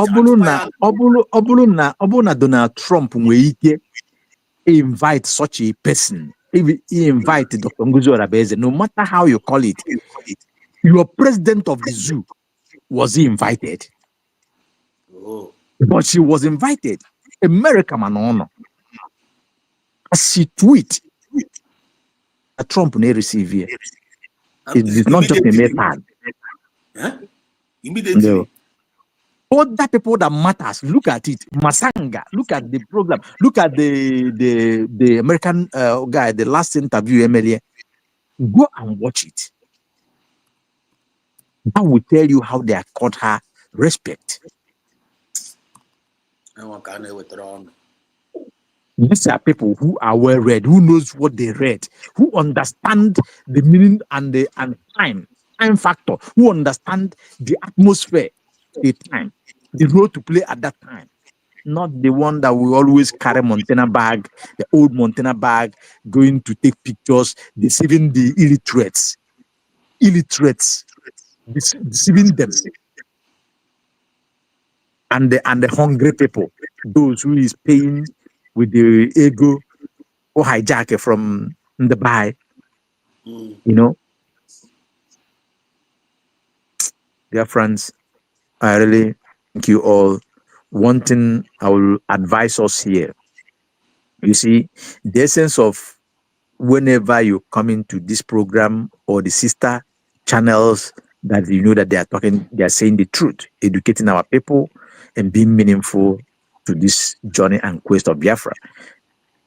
First thing you do is to immediately you enter, come out every other thing the advert in the about, click here on the like button. It helps. It helps by so doing, you are propagating that good news to another dog. Because once you like it, once 1, 2, 3, 4, 5 people like it, automatically the thing will notify other people. It will advertise itself. Exactly. People that are not did not subscribe for the channel, it will pop up on their phone. They will see it. That's what a program is going on. That is the essence of it. Use it to invite others. Let me use the word. Use that hit like button to invite others. It's very important. Then do well, like and share. Because sometimes what we discuss, as we discuss it, we are learning, we are talking to ourselves, we are talking to every other person, and it sinks and it helps a lot in redirecting and reshaping people's mind to the right direction. Thank you very much, Mazi Exodus. May God bless you. I eat my mind. Amen. Thank you so much, Mazo Sean. Always on point. Mazo Sean. You are a great gift. You are a great gift to us and to we Biafrans. Thank you so much. And I never see you, never know me, and the bottom line are connected. You are a great preacher, prophet, and remember, is great minister of God. But thank God with time, everything in the name of food. Triple M is here. Triple M is now here. Can you hear me? I don't care about your brele. I don't care about your brele. I get you got about your brele. I don't care about your brele. You know, concern me, I want your little brele. I don't care about your brele. Obasaki mo abonyo brele. I don't care about your brele. One day, Obragi was care. Yes, so. Ekele m akwa ịtụgidere m uwe tụpụta ma anọkwa m n'ọrụ. Bishop Martha gara aga tụọ ilu ọ tụrụ sef nlaghachitazi na triple M ọ na-ebe My brother. Ọ sị na nwanne ịchọ ka mbe pụta n'okpokoro ya chaa ya ọkụ n'ike. ịma mbe a na-ama na ihe ahụ o bu nga ahụ nwayọọ na ọwụ mgbe ọkụ gbara ubi.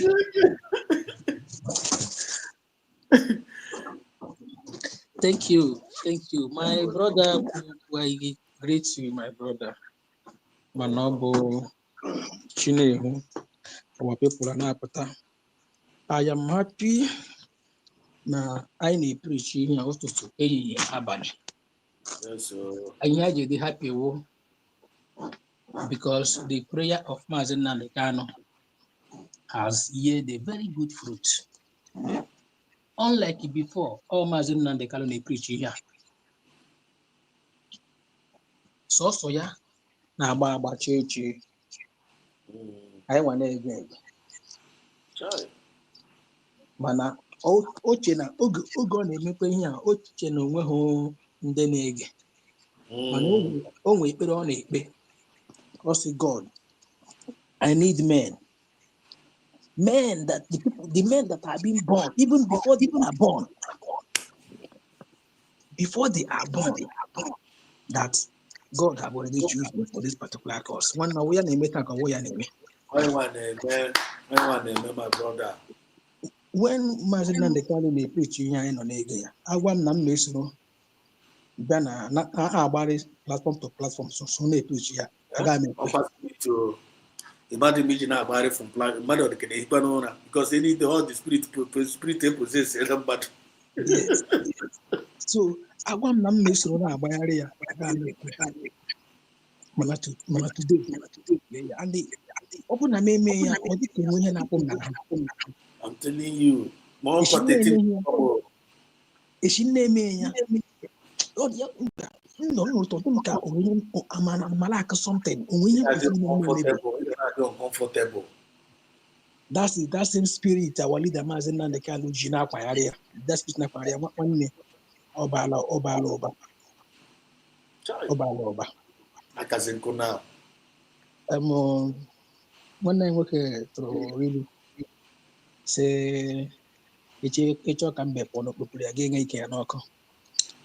Nna m ndị nke anyị na ịgwa gị eziokwu ndị a mere anyị infiltrate and a na-ekwu ekwusi ya ike ihe o ji dị otu a maka na anyị lụzuru ọgụ ahụ anyị lụzuru ga-mezie ịchọ ka iriju afọ pụrụ mmadụ na zoo sabotage ụmụnne gị so ha nwa nwee ezi ọpa handụ gị na-eme ihe ọjọọ emegide ụmụnne gị na-enye ọpa handụ ọ ha nwa bụ ndị nwe ọpa handụ nwaanyị ha ji ife ajụrụ nọ na famili ya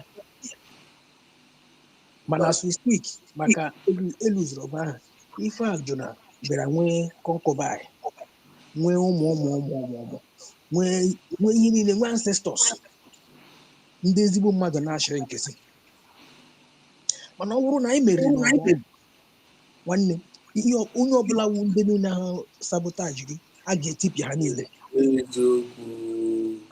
so anyị nwee dị na-eme ajụ nwaanyị o ji taa ọ dịka ihe na-eme ọ wụta o kwesịrị ịdị andịlee ihe ụzọ a dị wee taa anya ala a na-ekwu okwu ya bụ ala Chukwu nke ji aka ya na-apịpa anyị na-ewepụtachi ndị niile ahụ ndị agbụrụ ife ajụna nọ n'etiti anyị ka eji nwayọọ na-ewepụtachi ya mere Maazị Nnamdi Kanu ji wee sị onye nwa president o ji wee sị God I don't want this freedom in an easy way. I want it in a hard way. Let all the enemies show their face. Let's face them. Gị na-ahụ otu ha si apụta ọgwụ ibe ọgwụ na Maazị Nnamdi Kanu nwetara nwere onwe a oge ahụ nwanne ndị enwere ike ịnọ n'okpuru na-arụkachikwa anyị anyị ga-adị worse than the zoo. I'm telling you. So in the stage of selecting the chaff from the wheat ka a na-eme awụrụzi aka na-achịpụta onwe ukwu n'ama nga ndị anyị eme expect na nwanne m detin na mma nsị na what is goosey aka chukwu na dịkwa ya ibo ta sị na-agbazi onwe ha ọtọ ha dịzi too desperate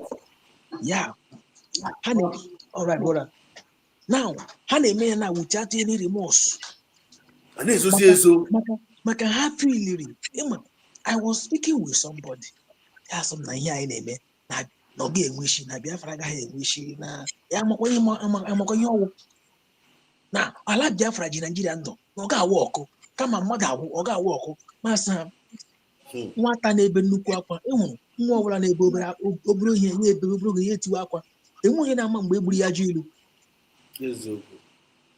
ihe a na-eme na Biafra ihe a megazi na-ahụ uprooting Chukwu nke dị na Jake na-eme uproot those bad eggs that will infiltrate Biafra tomorrow 100%. So ya dịla anyị obi alụrụ anyị mmiri ma ọ dị na ihe anyị na-eme na mkpụrụ ọ na-amịta mkpụrụ ma ọ bụ na ọ naghị aga aga nwanne ihe a bụ otu Chukwu si wee chọọ ya Uzziah must die for Isaiah to see the Messiah.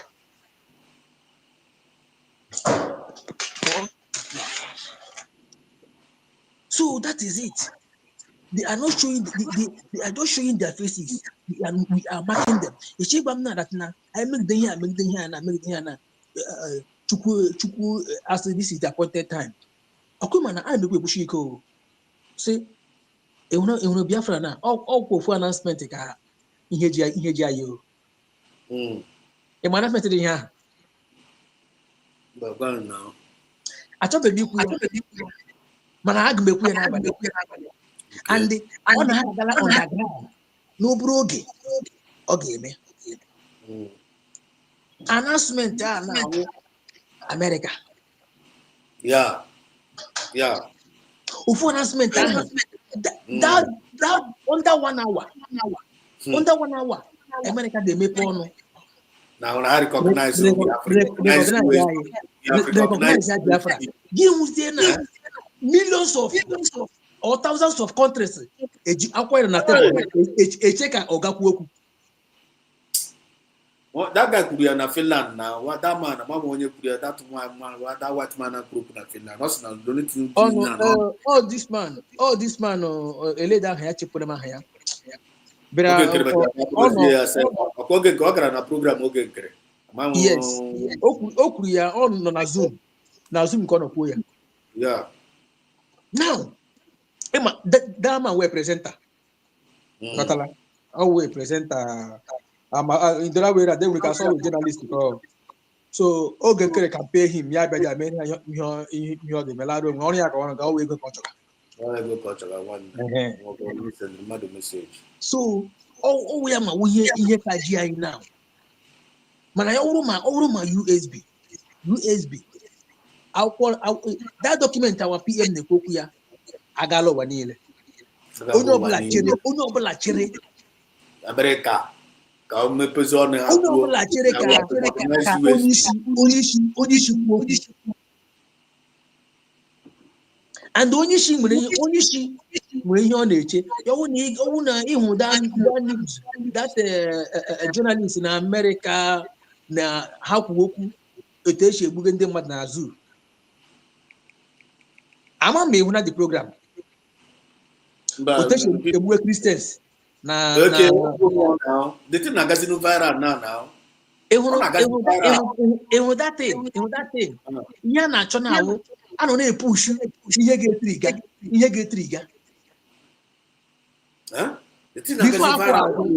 CNN ekwu ego ya Mike Jones. Adamano, yes, Exodus. Before afọ na awụ mmanwụ ga-ekpughachi. Confirm na ị na-afụ ụzọ na agbamrụ iwe onye mmụọ na agbahụrụ ya iwe spiritual man. Before afọ na awụ mmanwụ ga-ekpughachi. Yeah. Aga agba egbo. Achọkwa ka agba egbo a ga-agba ya but anya na-atụ n'ụjọ. Exodus ihe m gwara gị wụ aga agba egbo otu esi gba 1970 nwanne egbe a ga-agba ka a na-agba na-agba ya na and ha ji ụmụnne anyị ọ ya karịwa gị na ha jikwa ụmụnne anyị anụkasịkwa ya mana anyị dị happy na onye na-enyo isi ya na-apụta a na-agụ ha ọnụ asụ egbu akụtụkwa mgbe ọ ka mmụọ n'ike nkwụ. You might add something a minute. I'm going to add up here in the middle. You might just listen that now. Who America make the announcement, which is 100% correct. I'm my AGI now, and I want the reason why the Nigeria go to see all this paid agent for now in our midst. Say I want to happen why terrorists, now why use the terrorists every day. I'm American and every day happen where so that America already recognize it. America hardly confused. Okay, the thing we did delayed. I'm not be what the Sagana. Now, happen why terrorists every time why we shot the Bob Brido on a chief commander of the now of duty hanging each and America they confused. Each and any name number one nearly. Number one is my brother. Global conspiracy. Reason. They make Ogun Batra Minute Shia when I like on. And the hammer na odi one. Oh, why won't did I'm home? I know. Nda my carry. Ndia my carry. One Liliana Dodgy.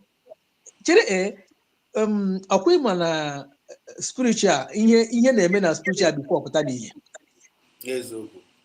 Ndị a ka na-deliberate na coven because nwanne Biafra wu the next generation world power.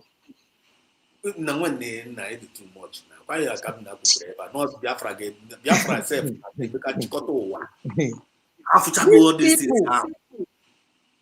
These people, they are afraid of Biafra. Biaha, ndị British ụkwanụ ndị ebe a ebe m nọkwa n'obodo ha. Ndị a onweghị ndị ha tụrụ ụjọ n'ụwa niile na Biafra. Nwanne triple M nwere idea mana revelation ka na pass n'abalị ihe anyị kwuru n'ọda nwere idea na ndị ọcha ma na anyị nwa ndị Biafra na anyị nwa wudu original Jews ahụ anyị nwa wudu original Jew a na-ekwu okwu ya ọ bụrụ nke ndị Israel anọdị ahụ ma Israel efu na ebe okwu wa ngwa ka ha wụ mana anyị nwa wudu original one. Chere ka m wụọ akwụkwọ n'ala. Thomas Eshimoru na ndị Biafra geenụ ntị. Ka agbanyụzie my mic kwuzie okwu ndị Biafra. Lekwa, anyị nọ na-ekwu okwu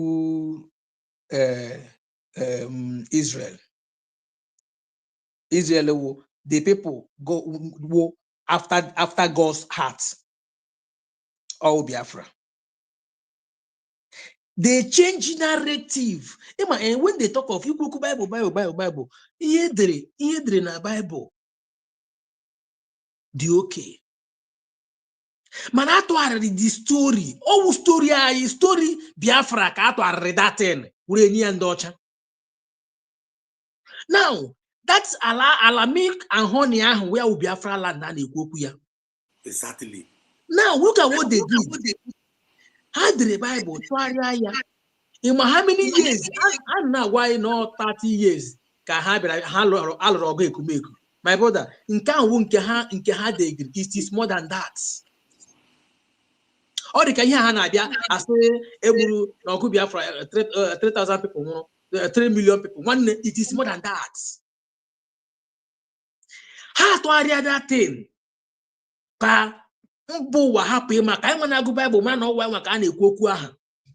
They have to create Israel. They have to create. All right. They have to create Israel. Our attention. Israel no na. Israel man. The Jewish different people from different European country. I would on the Nolubanyo because the man if I do not do deep because I not like it there, I not like it. Oh, Lubai, telling you. All different people gonna come out there, no China gano I don't America way about America do Sarah. I'm telling you. Oh, America would have Duma Heba. Eba Dumra, Obiya would Ilanya. Israel and different people better together. As I talk about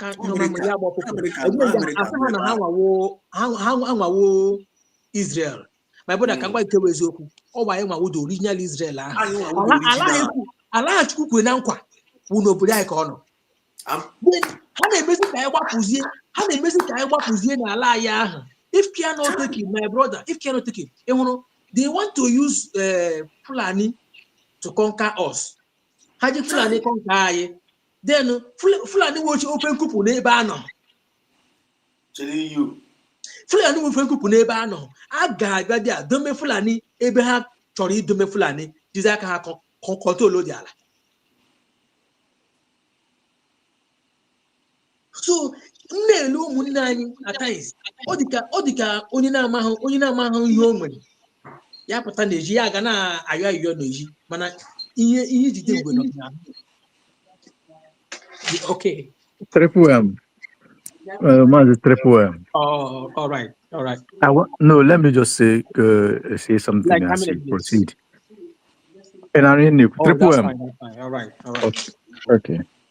Yeah, my brother, I know. Good. Nanya, there is what the late Pope John Paul said. No matter how, I don't know the word to use so that some people will not pick offense. No matter the view you may have, Pope John Paul II is one of, at least, one of a better human being. Yeah. If you followed his antecedents, if you follow the way during his time, how Catholic was, the way he do his things, though that there's a lot of politics that is that plays out in Vatican, but he is far way better off than all these recent popes and co. Pope John Paul said that nobody can tell exactly origin of Christ. It's on record. This is his word. That no human being will tell whether Jesus Christ a black man or a white man. That is the word of late Pope John Paul. Yeah. Now, I was in a place called Kataniseta. That was the very first place. I think it's the only place that I've seen a black Jesus molded on the Calvary. In a place called Kataniseta in Italy. That is the only place I saw it many years ago. So if Pope John Paul, because you give it to Catholic before you become a Pope or Cardinal, you know how well-read ambassador you will be. Historically, you must know history. You must know history very well. Sure. Now, if Pope John Paul will say that you cannot tell my Jesus Christ of a black man to a white man, there is more meaning to that. My brother, They may not come openly to tell you, let me help you. Because if not, why was that man, righteous man, be crucified? Can you hear me? Go ahead, one. Let me help you. No, I will still leave mic for you. Pope John Paul saying that he doesn't want to tell himself the truth. Jesus in question they are talking about is black. Listen now, let me make it clear to you. One photocopy, let's say any document with now, can original and photocopy be the same quality? Never. Thank you. Now. No, I'm coming before you take mic. Now, in black man, in body, if I know who black man, look at we in the with 100% Biafran, check ye ahia. Where ya no, my age, my brother no Germany. We mana. Yeah. Onyocha, ana mabekwa onyocha mo na ya nwa nwoke. Onyocha mo na ya nwa nwoke. So, na hospital a na-eme blood test. So, enwe ihe eji ha check ikike. Gene ke ndị ọcha. Asị ke ha wo their own gene based on their analysis. Their own na wo about let's assume now about 6 generations. And that's 6. Then nke that boy who a black only black more. Now 16. Triple M. Before you proceed, let me tell you this. Let me say this to Aaron. Okay. This is a simple mathematics. Is this very simple mathematics? Is this just well result? How very small or do we pin? Well pin, but an onye Asia and maybe black Asians. Do I have the same time that little blood pump up on your body or drop one on the ground? Watch them. Nobody will tell you. You will see the thicker one, and the lighter one, and the medium one. You will see it. It's very, very, very simple. That is it. Now, I want to bring to our notice, it's just that sometime there is this or some of the teachings who talk about the Asian people, the old map, one of the oldest map if you go and look at that Middle East, where Jesus Christ was born, where Israel is today, all these things was passed to Africa before. Before Adamezie, na the earth break or earth separate, and where that the wa wake up for the yeah na kwa the thing. Let me get the map. I follow these things up. So anybody saying that we are Jewish people or we are this or they are us, it is not far from truth. It is not far from truth, and them themselves they know. If you look at them, yes, because their color is somehow, but look at them very well. Ema, like you two are in diaspora, no within the winter time, you will see your body changing, even your hair. Your hair is see how soft organade. It's how it is. Mazi Ocean, the good Mazi Nadikala, and what's a bar Mazi Nadikalo, Osina from the first prison repota. Yeah. That Jewish that now when the good Mazi Nadikala spiritually. The end the thing tells you. If you know original Jew, if you that thing tells you, enough, okay, now for that, Mazi Nadikala, you Jesus remember. Yeah, I got on a Bible. Exactly. Yeah. Exactly. Are we reaching?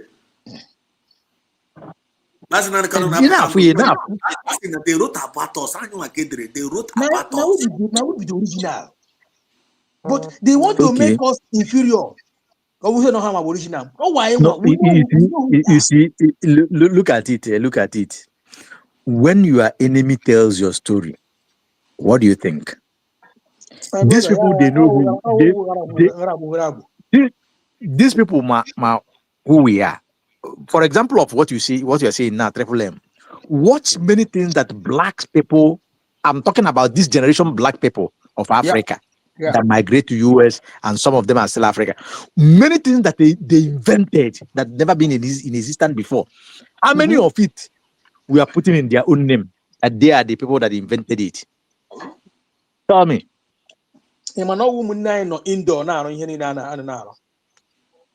Most thing that is notable, most thing that is notable that our people invented, that we tell you exactly. On the bike or the zeal, I want to know why. Ekwena kezafa akponketa we kubuenya. Bonya bingo. Obwa nkita olinse. Confirm. That's what we are trying to let them know. And thank God that today the system have changed, because the biggest mistake I make, I wish no one hammer today, they would have not bring it out. You're quick for this internet of a thing. Internet. For this social media. They are regretting it today. I'm telling you. Let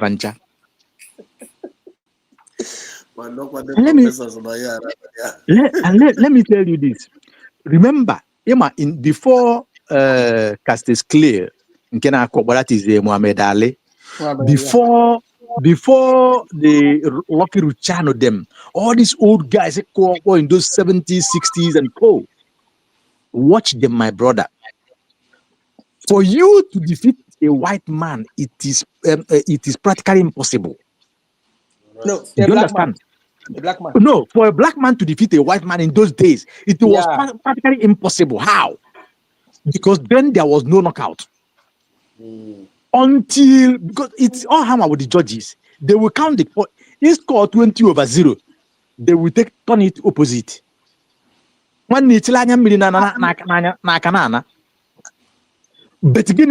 after that, the black people now define a means. You don't need to go to that extreme or to akaba. No, just the see na kona larola. Oman binuzi.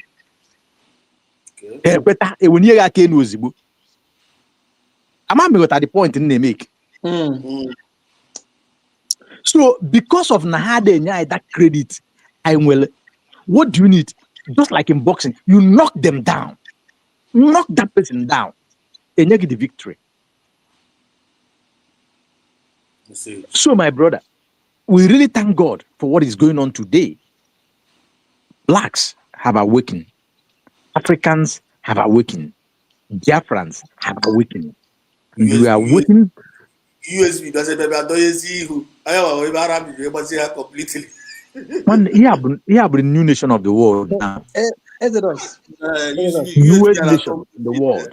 Exodus. Go to USB as a Tom, I believe here. Listen, Go to USB listen, as a Tom, listen, my people.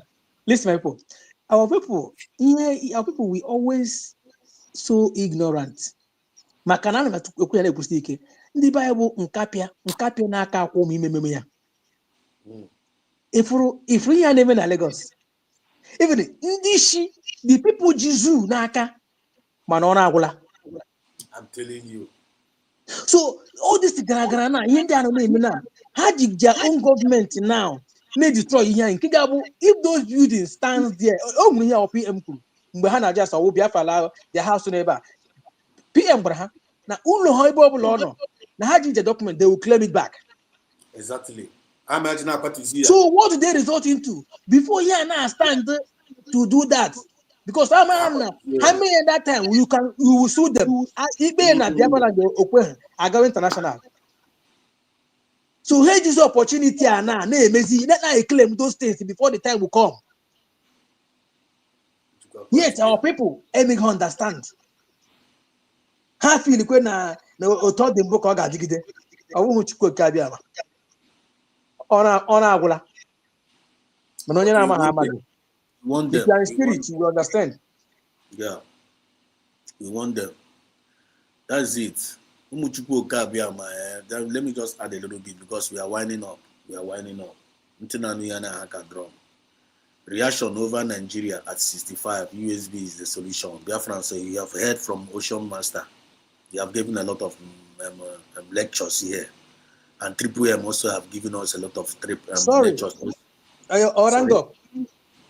I'm mkucha unu gekwu na unu agara nzi mkuchazie unu kanoni anda mkuchazie gina Triple M Ocean Master around is up notago ihe am na-enye kịta na my own submission but we still onwe ihe ọzọ m chọrọ ịgbanyekwa here but ịma na okwu na-abịa na-abịa I am about the spirit is a lead guy but all random ka anyị nọ but ọnwụ na okwu pụtakwa ga-etinye so nwe obere ihe m chọrọ ịkpọchara but ebe okwu ka dị anyị n'ọnụ we are just trying to let our people know. According to you, Triple M has spoken, Ocean Marshal has spoken. Try to let our people know. Ocean Marshal, you for Treva. One, so you do a low now. I want them to pay attention to you and thereby pay attention to that. And when you're going to use among them, because him and anyone on a USB, I need to go save already. That one I do establish. We are safe. I need to down is among us, down is me among us, for them to change now because what they are doing to themselves is self-destruction. They are doing to themselves self-destruction. Check somebody like us, check if no way I want to chase up to Bindo. Check is in anyone, no way I want common man, I want common man. I now a millionaire, and you will soon. I'm going to but we want to save the declare billionaires. I actually saw handle. I'm not going to go that kind of level I buy now. I actually saw handle. Nigeria kwasana. You watch here from Tireba now. Nigeria akwasiana. P2B and Co. When they will go out, paid agent. They must stop deceiving Ndebanye.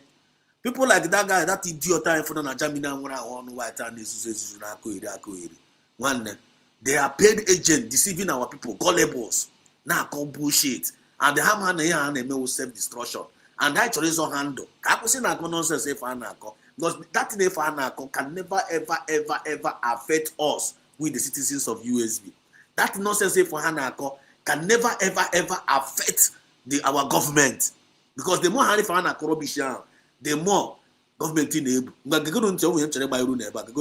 we are still talking about it? Look at what is going on to the other side. So that we have the opportunity to catch all the quickly enough so that we have the opportunity to catch Ogenkere. Because Ogenkere is worse than Ngozi. Ngozi is a witch, Ngozi is bad, but I want to assure you, Umuchimete, you see Ogenkere, Isaiah Nyaku, run away as far as your leg can carry you. What Ogenkere have done to destroy Britain Okay, Freya, why we are making progress in USB. Whereas I don't know about some people, way far more behind. Okay, Freya, now. This guy they blind, or what they ever know. This guy doesn't inform. I don't get now run away from Ogen Kere, far more dangerous than Dr. Gozarabeze. That Dr. Gozarabeze is a witch. Okay, Freya, the kind of nonsense and Hane feeling and Hane medicine and they are affecting Hane, but they can never affect what we are doing. Because people have known the truth. They have known the truth. Linking Dr. Gozarabeze to all those nonsense. Linking the Tongas Arabese to Boko Haram, linking USB government to all those, it can never affect what we are doing. Truth is always truth. It can never twist truth. We cannot twist truth to know what. A public so it go the truth to know it truth to know truth to know apatayo or good. The more Hannah talk and blackmail all this our government, the more government time na babo, the more the thing na shine, the more the more beautify. Are you not seeing it? When the since I for corona. Cheka nketa na onaya na achake ai chakege na chakege USB na chakere onwe ya but how one since anko woro no na check your kifo na ara na agbazi ya they are not making any progress. Then why are they still continue messing up themselves? That's why what they are doing to themselves is what we call self-destruction. And with that self-discipline and with that moral decency also they can never this guy now now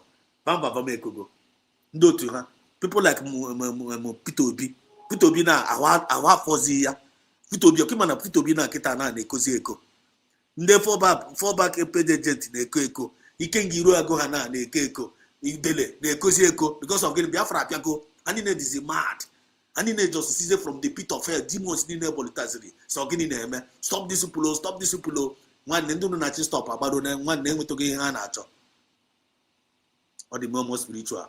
So like kind of what I'm trying to say here right now. This is our brother here. Also now, there is an attack in Enugu by Fulanis. Where are those saboteurs celebrating the jail of Simon Ekpa? And where is Ijele, Ikenga, Jovika, at Dr. Damages, and Ono Wibo? Keep on ndeni nefo nwoke zike kpara afọ na comment section here. Okay, man, honey na already say already now. I notice you here. Do you have any comment regarding to that? Okay, Ocean Master and Triple M. When you comment in regards to that?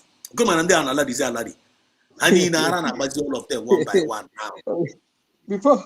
Before we could go to na nwoke eleda aha ya dị nwa ha kpọrọ ya na platform Maazị Kelenna. Hai. Egma. Awu Egma na aha ndị Benin, ịma ọ onye Benin ka ọ. Hai. Chefele aha Benin aha kpọrọ ya.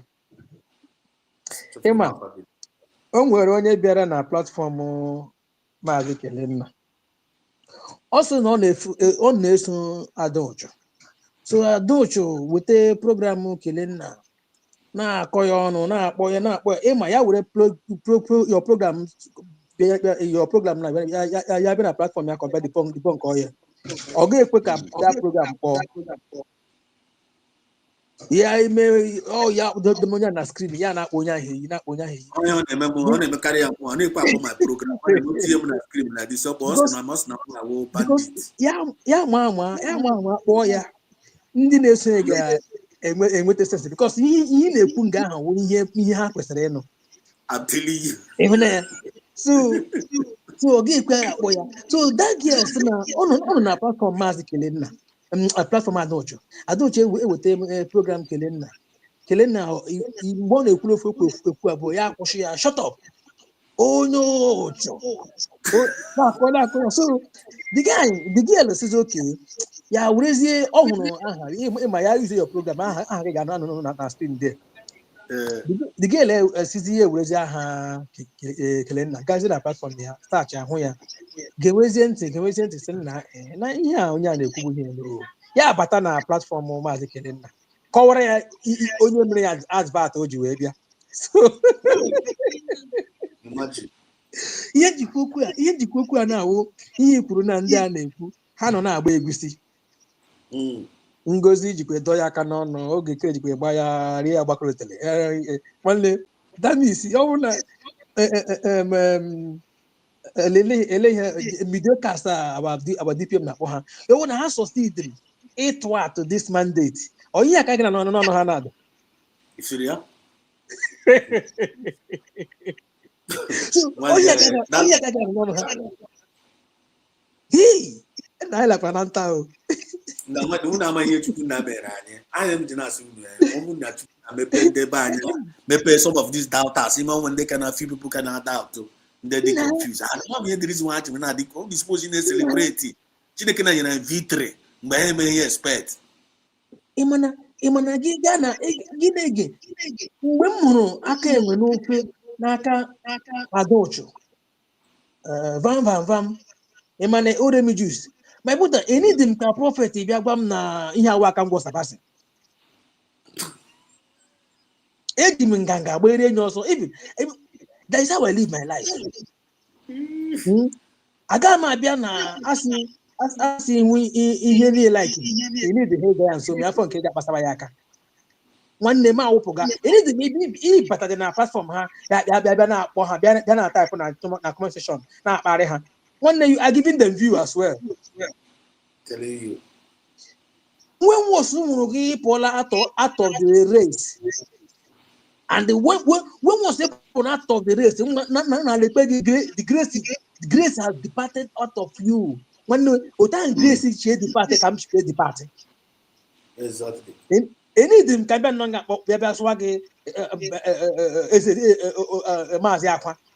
you are talking rubbish. Any of them, yeah. I ma just lock up, delete gị unsubscribe or say gị gbarabazi egusi gị ebe ahụ. Ekene m ya weta ebe ebe a na gị weta ya ma ọ maazị kele na weta ya ọ kai report onye ọbụla wetara ya anyị nọ nga ha dọwachi okwu akwa. Ma ọkwa m wee gaa na platform gị nwanne ọ bụ data ama m ego ole ya na-eji subscribe na month na any the media that dey rubbish na. So oh yeah the thing. O nwere one man before ma around the kam ji na around the up ihe na okwu na na-agara ndị one Nigeria ndị si na ha one Nigeria. What? Yeah, that's right. Yeah. So this man, so at the age of 27 years, mgbe ọ pụtara high institution or graduated. Na ha so also na one of the founders of also better Nigeria better Nigeria tomorrow again. As in ndị ga-eme ka Nigeria dị mma. Also the 27 years ha founded the otu. So ha na-arụ ọnụ ya na ugbu a ọ dị 67 years that Nigeria ga-ekwe mma Nigeria na-adịwala worse na ya nwere olileanya ofu mbọchị Nigeria ga-adị mma ya masị ka m were asọ bụ ya n'ihu nwanne cheki onye dị 27 years e dị 67 years ego ole ka how many years ka ị spendrala iji mee ka Nigeria dị mma 40 years on your own. Even gị cheke mgbe ị kretere data otu na ebe ị nọ na even nga na-ekreti otu ekreti ka mma ya ka na-enwe olileanya chai onye kwuru datin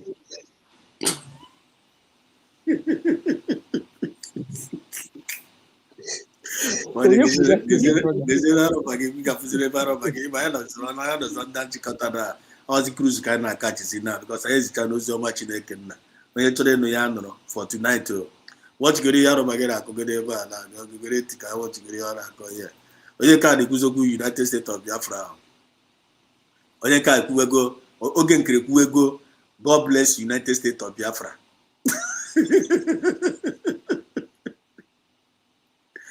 oge nkiri ekwuwego God bless United States of Biafra chere ka mara ebe ka volume ya nọ.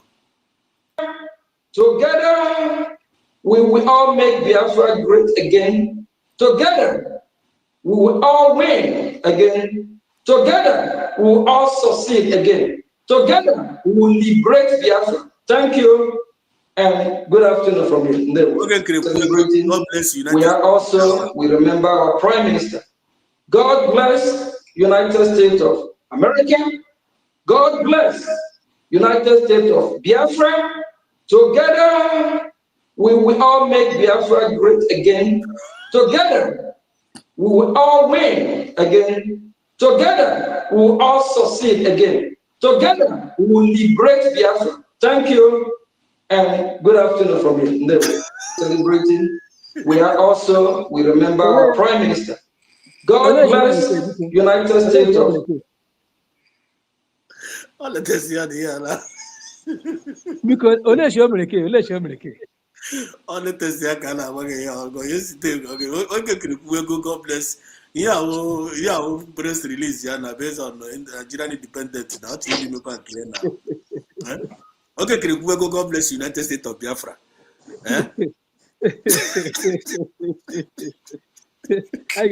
I got one of my elele ọkwa nta ka ọ na-ekwu ka ọ kebiri ele ka ọ ọdịkwa na abụọ United States of Biafra dị abụọ nwanne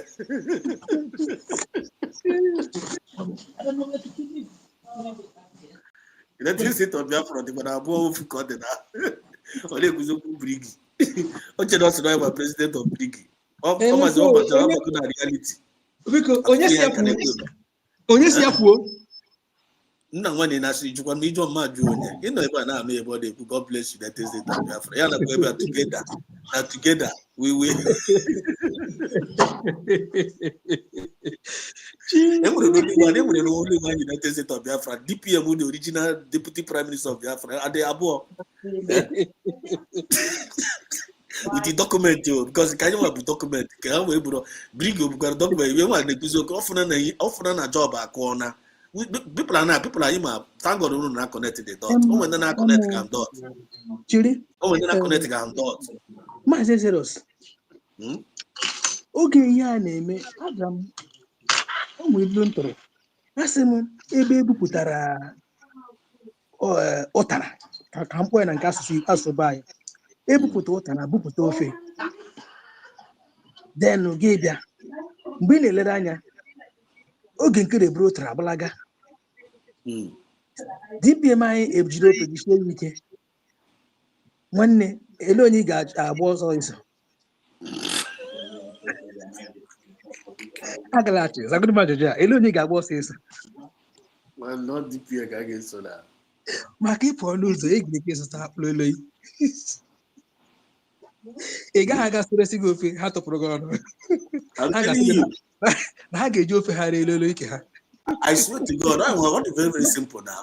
Anaghị ebugharị ofe na street ere mana lelo a na-ebugharị very simple ebe oge kere apụtara United States of Biafra for ebe DPM na-ebu United States onye ka ị ga-esi gee ntị onye nwụrụ mgbe ihe ha mere na-echeki redeclaration document ọ DPM ji ya chekie onye gụrụ speech our PM cheki onye nyere sekuriti cheki onye agaghịdere onye na-eme ihe niile ọwụ DPM masị mba ọ ya bụ ofe owo ọbahụrụ ikara mgbe niile inwetago ya ID card right afọ obi na-ede na comment section na inwetago ID card ka ọ certificate my own abịabe eso m na ndị mere apply my own ga-eso ndị ga-apụta na emere m na June last year ihe m mere apply esedere m na my mail wụ my citizenship certificate eji m ya na ji my birth certificate emechara m apply esenchana m ya ejicha m ya na nye ndị nọ na mail m ma nke m print ise ya ọfụma nwanne na zoo zoo amaghị ihe na-akpọ citizenship certificate enweghị ya ihe ọbụla mụọ na-eme n'obodo a na ọ ya ka m na-atụrụ ha uche gị dị ya wee na mgbe ID card a ga-emecha dịrịwa rampart ifu the thing ihe nchere na aka ID card ahụ pụta na ọ yi nwe juru because ihe ngeji eme bụ ịmakwa that ID card ahụ triple M ịmakwa na one of the major thing ndị USB mere mmụọ Biafra ahụ ịnapụta ya n'aka ndị Nigerian government ịnapụta ya from that identity ahụ Nigeria ịmakwa ihe ọ na-aga ịmakwa the joy ọ ga-awụ ịpụta onwezi gbasazi there's nothing like Nigerian passport n'aka gị again obviously ID card alone now for how many years now zoo passport na eme expire ma ga ebe ọrụ sefa ma mebe ọrụ ma to say echege m ke USB see onwezi na-akọsi akọ ọ ya ka m ji gba ọsọ because ya that ID card ka ị ga-eji ebide paspọtụ ọya ga-awụ your means of identification ma your means of identification no go at the same moment go there when you pass in Nigeria again and I see people can ask you who is this, who are you from? If you already the ID card, they will another different a new creation. My brother, quality ID card na ID card ndị European wofu. Anyị maka ndị osi imi na-achọ ebe ewere anya aja na-agarị. Osi imi na-achọ ewere anya aja na-agarị. These people na-egbupụrụ, na no testimony for the ID card na. Ha na-egbupụrụ the ID card. How do you get this? Anyị nọ na Ezai na-eme ihe siri ike bịa fọ mgbe anyị lara be anyị. I'm meeting us again and no nine one would original Jews. I know would do hammer people among you would among you Biafra away mystery. In a civil war that time and 3 years out up to today. No academy analyze how manage but more Biafra will hold the whole world for 3 years. Third World War. I'm telling you, Biafra hold the whole world 3 years. I jack an ammunition in the midst of during the war and about war and ammunition. The thing about the whole world, back at you, man, I would the original Jew. Back at you, confirm when I would the original Jew. Since Hannah to their no job. Yavrus also Zoo kind of handle. I get it. Yeah. I learned with him last 3 years. Still, head disease starvation. Starvation now work all war crime. Since I run Ghana, that's why I say that now I suffer war global conspiracy. Confirm. Oh, yeah, suffer. Man, keep bazaar on Agula. So, Badro can conclude the program for tonight. We bros interest by now. I get into this thing now. I will conclude. I couldn't get this message. They could try me over now in the afternoon. Let me see the message. Where is the message? Exodus chapter 6. In conclusion for tonight's message, for the very important. Then, if you are one of us in this Biafra movement, you are doubtful. You only can make doubt. Position on email. You want if we have a clear picture, the time and the season on email. I want you to listen to this. Listen to this message.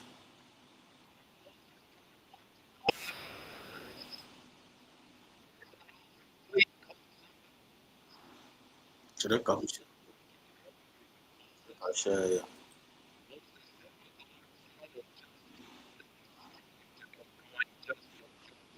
Let me share it. Hold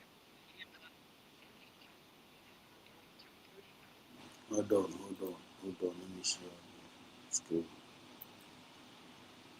Share the screen. Very important. This message. Share this message.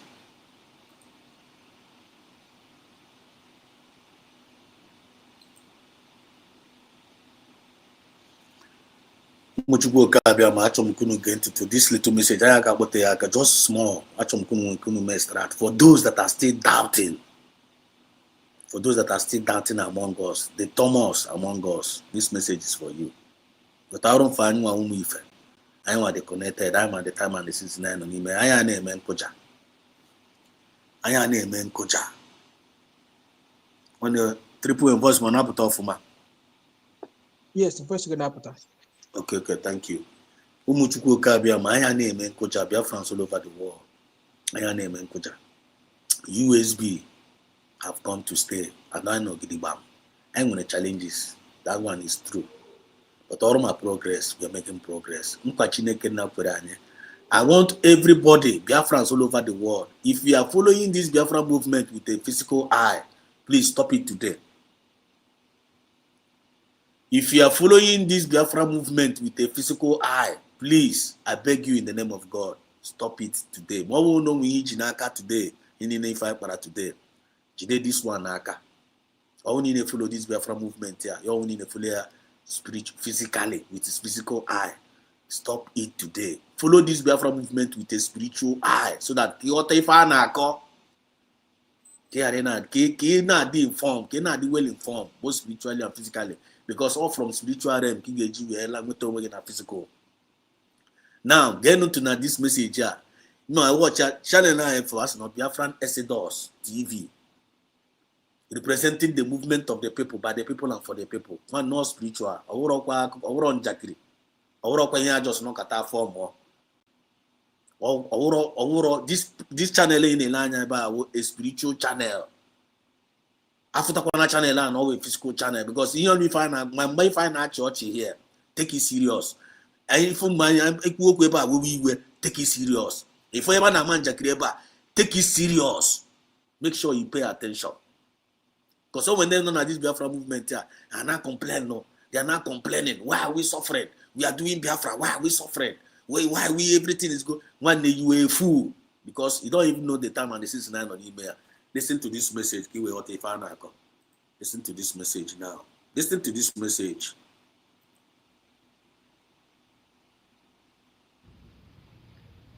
Chapter 5 of the book of Exodus, we left Moses in great despair. He did what he thought God was calling him to do.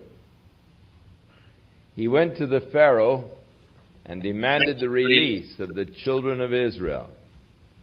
But the Pharaoh, rather than releasing them, only increased the burdens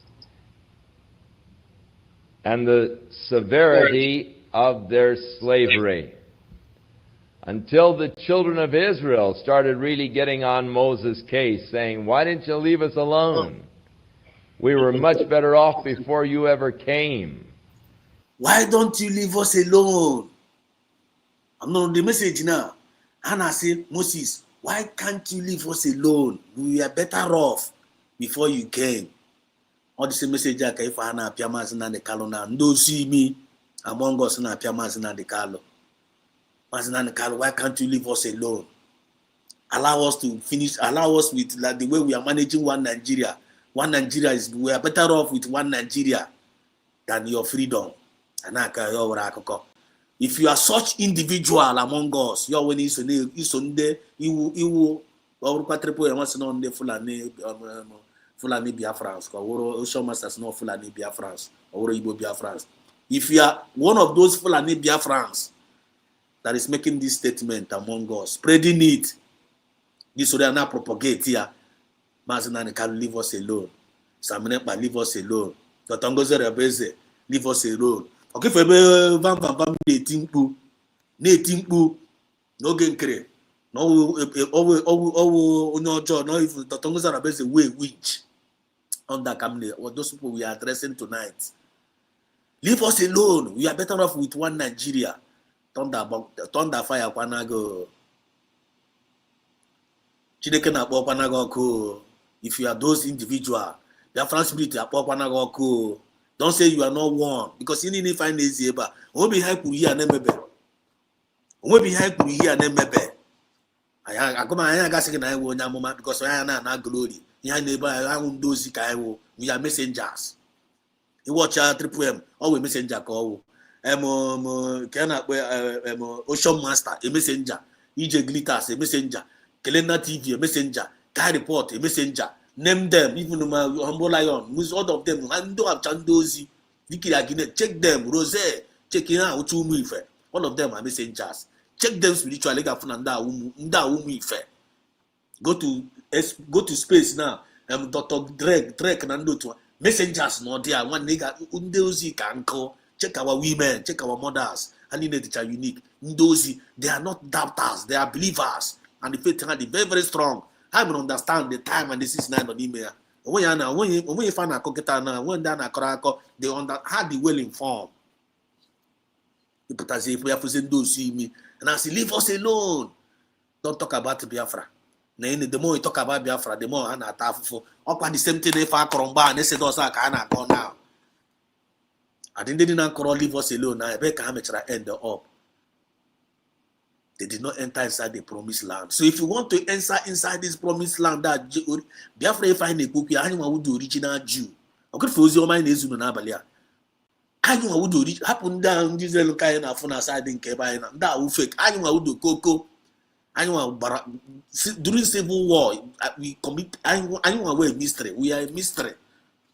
Biafrans, we are mystery. The reason why we 5 million, over 10 millions. How do we cover the whole earth? Go ties with you. How do we multiply it back again? Go ties we war. We lost everything. We 20 pounds. We still rebuild Nigeria within a twinkle of an eye. We catch people everywhere. And now part to an arrow. We don't who are they people? We can see we're lower. Mana, any tribe who exist again. I'm telling you, God bless you, my brother. I'm telling you, it's connected. Because the problem with some of our people name when after this our movement, everybody can't when injury. And I told me so I follow that move. I can never be a victim of that stupidity. And I know that Triple M, you are not a victim of that stupidity. Many people, when they're not disconnected, I'm telling you, go take this way on a movement. What impossible now? What impossible? Because I'm the well informed. I'm at the story, I'm at the history, I'm at what is playing out now. I'm a no play go before. And I know an akoko. Abi. Go to some people's way, human beings in this Biafra movement here. They have turned themselves to Oshishi, and they are no more human beings. And I call you over. I need to put in those people, they remain adamant. When I not choose on the other, I can't brave it. But only the privilege in Abalia, you are hearing the sound of our voice. Men who put women, then a comment section, and USB, and you are not yet connected to this USB. One day, you are out of the grace. It's the art of grace. And when I'm the meaning of grace, Amara, it's the art of Amara. Amara knows in on your side. If you are not in USB, you were a lost entity, both spiritually and physically. I want message if I with Toruno. Get not to fear this man who could ever what I said the cocoa. Just I will not get. And now, since you've come, things are really hard on us. We wish you would have left us alone. And so Moses, in turn, went to God and said, God, what were you asking me to do? Why did you ask me to do it, Lord? Because you haven't delivered them, and things are just worse. You know, it is interesting how that many times when we launch out into what we feel is the will of God for our lives, that things don't work out exactly like we thought they were going to work out. Sometimes things turn into total chaos. And we're prone to challenge again our calling. God, did you really call me to do this? And if you call me to do this, how come it's turned into such a mess? See? Now, Moses didn't want to go in the first place. He had said, oh, Lord, please call somebody else. The Lord became angry with Moses. Moses did what the Lord said, and just things seemed to be going just the opposite of what he had anticipated and expected. Many of us, here, and the lovers of freedom all over the world, the doubters. Many of us have been privileged. Many of us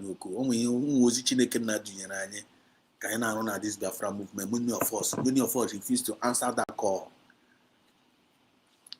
Many of us refuse to answer that call. Biafran Spirit is calling a lot. As many are called, but few are choosing. Are you among the choosing? Accept that call. Call Jonah. As Jonah Gagazi Yozi. Jonah Nefishi Paka. We are still have a lot of Jonahs among us these days. And remember, this man says, as God was angry with Moses because of getting Moses in Joriasia, Chukuna, Kezotis, Wediezemo, Diozia. Kangana Potazum Israel. Then Abezeba, the Pharaoh said, double their punishment. And then those people now is against me. No, we send the Paramo. Moses, God was angry with Moses. You know the reason why? Now, when Moses sees you, after him, I reveal Charomia to Moses. After him, I reveal Charomia to Moses. Say, why do see Moses did not doubt here? He was angry. For we to be afraid of the created, not the creator. Only which Anyone, some of us, Biarabana to Fulani Ujo rather than into the Biafran spirit Ujo. That is one of the major problems some of us in Agabi got through today. Afraid of Fulani government, not being afraid of Biafran spirit. And Biafran spirit is not happy with such individuals. I hope we guys are picking point here. I do believe that any time we enter into any kind of ministry for the Lord, that Satan is going to challenge our commitment of faith. And that Satan is going to do his best to discourage us right at the beginning of any ministry. The same thing for Ekwesu Jina, if you just make KJ Masin and the Carlo, KJ PM Samanepa. You must have a very, very big test. Masin and the Carlo Nagabiga through na DSS custody there. Testing him. I think you say you want to, I thought you say you are the savior. I thought you say you want to deliver your people of Biafra. And these people that are Biafra, they want to deliver. They don't even like you. They don't even care for you. Imagine the kind of Nagabiga through that DSS. Imagine the kind of Njakri, the DSS in America. Imagine the kind of Fulani politicians in Agadia. Naga from Masin and the Carlo. Now, say when we have gotten you now, I'm a chagi for you get on name. Masin and the Carlo Kwechiri. Anya ji were udele na Ikenguru ga ndị nke anyị. This thing now, I'm telling you, this is your people. They don't like you. Why can't you denounce this thing? Masin and Carlo Joe. Do you know this is why? Because Masin and Carlo be well informed. Masin and Carlo go history. Masin and Carlo have read the book of Exodus. Masin and Carlo have known the story about Moses and the Egypt. Na Pharaoh. Man Carlo read is an outstanding scholar or ocean master. Also now a super scholar. Masin and Carlo be well informed, both spiritually and physically. That is the reason why he's not giving up. Because someone no give up na this thing na one mo give up na this thing sin na man we mezi. Na anyị niile ga-efu, anyị niile ga nsogbu ga-adị. Masin and Carlo we kwechiri. I imagine when I saw you, instead of you to be doubting this movement, why can't you pray? Why can't you pray for such people under your phone and forefront? Instead of you to be winching this movement because of your agoro, why can't you just go off former the way instead of you? Because the Biafran spirit is not happy with such individuals. Mark your doors, kill those ram, mark your doors. Tonight I'm going to pass. Now when the angel of death Nagibuga see the enemies of Radio, one now is happening on the way go now. All the enemies of our freedom are heading towards the Red Sea. On the make on the name, and we go live and direct now. We go. Are we not seeing it? Then why you a Fachakwa Ghana force to become that enemy? Are you stupid? Are you stupid? Haven't you heard that now this Biafra movement represents divine mandate? When you fight against it, you'll be destroyed. Martin and Kalua said, once you become an impediment to this movement, you will be totally be destroyed. When we hear Martin and Kalua, then why are you doubting? Moses wanted to doubt God. Chinekena was angry with him. He got what is the number Chinekena met replacing Moses. I am a kind of Jew. Listen to this number. He's going to make you question the call of God upon your life. He's going to challenge the work of God within your life. Especially if that ministry has to do with some of the gifts of the Spirit. How Satan loves to challenge any exercise of the gift of the Spirit. For instance, the gift of prophecy. He that prophesieth, Paul said, let him prophesy according to his portion of faith. But many times when you, by faith, step out and speak what you feel to be the Word of God, people will challenge it. And it'll cause you to question, was that really God that was speaking to me? And Moses came to this place of challenge. The people challenged him and challenged his ministry, And he in turn challenged God. Why did you send me? Things aren't any better, they're only getting worse. So beginning with chapter 6, we have God's response to his distraught prophet. Listen. Then the Lord said unto Moses, Now shalt thou see what I will do to Pharaoh. Okay, for with the okay, no, Anugia. After the respond to Chukwu and I, not some bullshit. Anytime I remember this response, my spirit will fit man up. I won't know when you challenge you. Man, this Biafra movement, I find no man. And no wonder national culture when I say we must have mental toughness. Without mental toughness, you are going nowhere. And what is the meaning of mental toughness? All belief and faith in this movement that Naeme Lumala. Now we are scattered all over the world because of Ogene.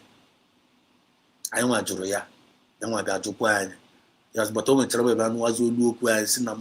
am going to gather my people all over the world. They'll scatter all over the world now. More Biafra. Any other nation scatter all over the world, carry on scatter all over the world. Yes, the time is going to come. All over the world. And I am going to take them back to their land.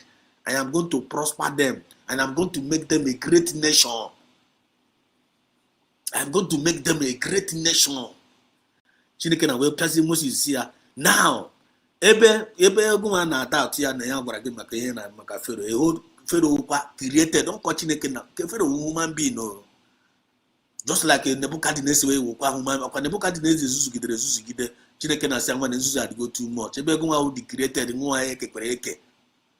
Pero na be tiria na name na for form ziri akpo obi. Ndanda. Chineke na send there ni moya ya ga tagodo ahia 7 years ni moya. Ya tacha ya kote no na eme. Fire watch kwa back. I am when I see Biafran spirit for I am in charge of this movement. I want carry sere. You know, from the Nana way born in Susu, I didn't China, Massina one, Ndana did not get a can name at itself. At Chenaya, what is going on? Okay, what is going on in the mind of these people? When you have name or go to the Sarasian Igbo, when you have name fear of Biafran spirit, na this Biafran, you you are lost. Chineke na wesize Moses. I am going to show Pharaoh. Isn't your number here? The strong hand shall he let them go, and with a strong hand shall he drive them out of his land. Moses, you have Nageji strong hand strong hand when abata Israel naka Pharaoh. And that was strong hand that Chineke na geji when abata masina the kalo naka Nigeria. Okwa that strong hand that go geji when abata naka this bondage final. Okwa this strong hand that go geji when papa in our own land. Strong hand go geji when mayor. And the more blog ebido mewe the one nige kote na one not is that is only God that can do this. I mind you now, so one the corner of Labakota, they speaking with one voice. Knowing fully well now with divine mandate. It's time for you to anchor into that divine mandate. Don't be excluded. Chineke na bogoko. Ndo see me. Don't be excluded. Chineke na bogoko. Kai furu na anya. In a claim ni wogen kreo nezuzuare. Okimechara na okwa na kozi ako. God bless United States of Biafra. Which means na one that is that's obatawago. Okay, no eba kita no ya na ekuzo don't listen to ogen kre no one no onye nka wo onye ojo na ngozi obade the tongozo rabeze is a better person. One no pahala chwa na back make una just the monitor them. With a strong hand Chineke na geji we power the Nigeria so which power gan has already Nigeria is gone. Nigeria is gone. The reason why Hajina Bazi in your black name is here. Half go that na Biafra want to go when Tulumba confirm Mugia. You check a number DPM yesterday. I'm going to pay attention on the group yesterday. Also that na Tulumbu na Subuda na Hamana go already na when their job are now go. Now very soon and then na nyobala na nyobala ga no okay no so ngbere no so. Eleli anwite yo gbanyu oko onye nwa ka USB representative. With a strong hand, Chineke na geji na puta Israel naka and with a strong hand na the same thing na give me in our own time. You haven't seen anything yet. Now you're going to see what I'm going to do to Pharaoh. Because with a strong hand, he's not going to just let them go. He's going to drive them out. By the time they go, he's going to be glad to see them gone. Child. And God spake unto Moses and said unto him, I am the Lord. Child. Now that is, it might look upon the surface as just sort of... I am the Lord. I am Ubinigwe. And the Ubinigwe I so naga. Onyo papa.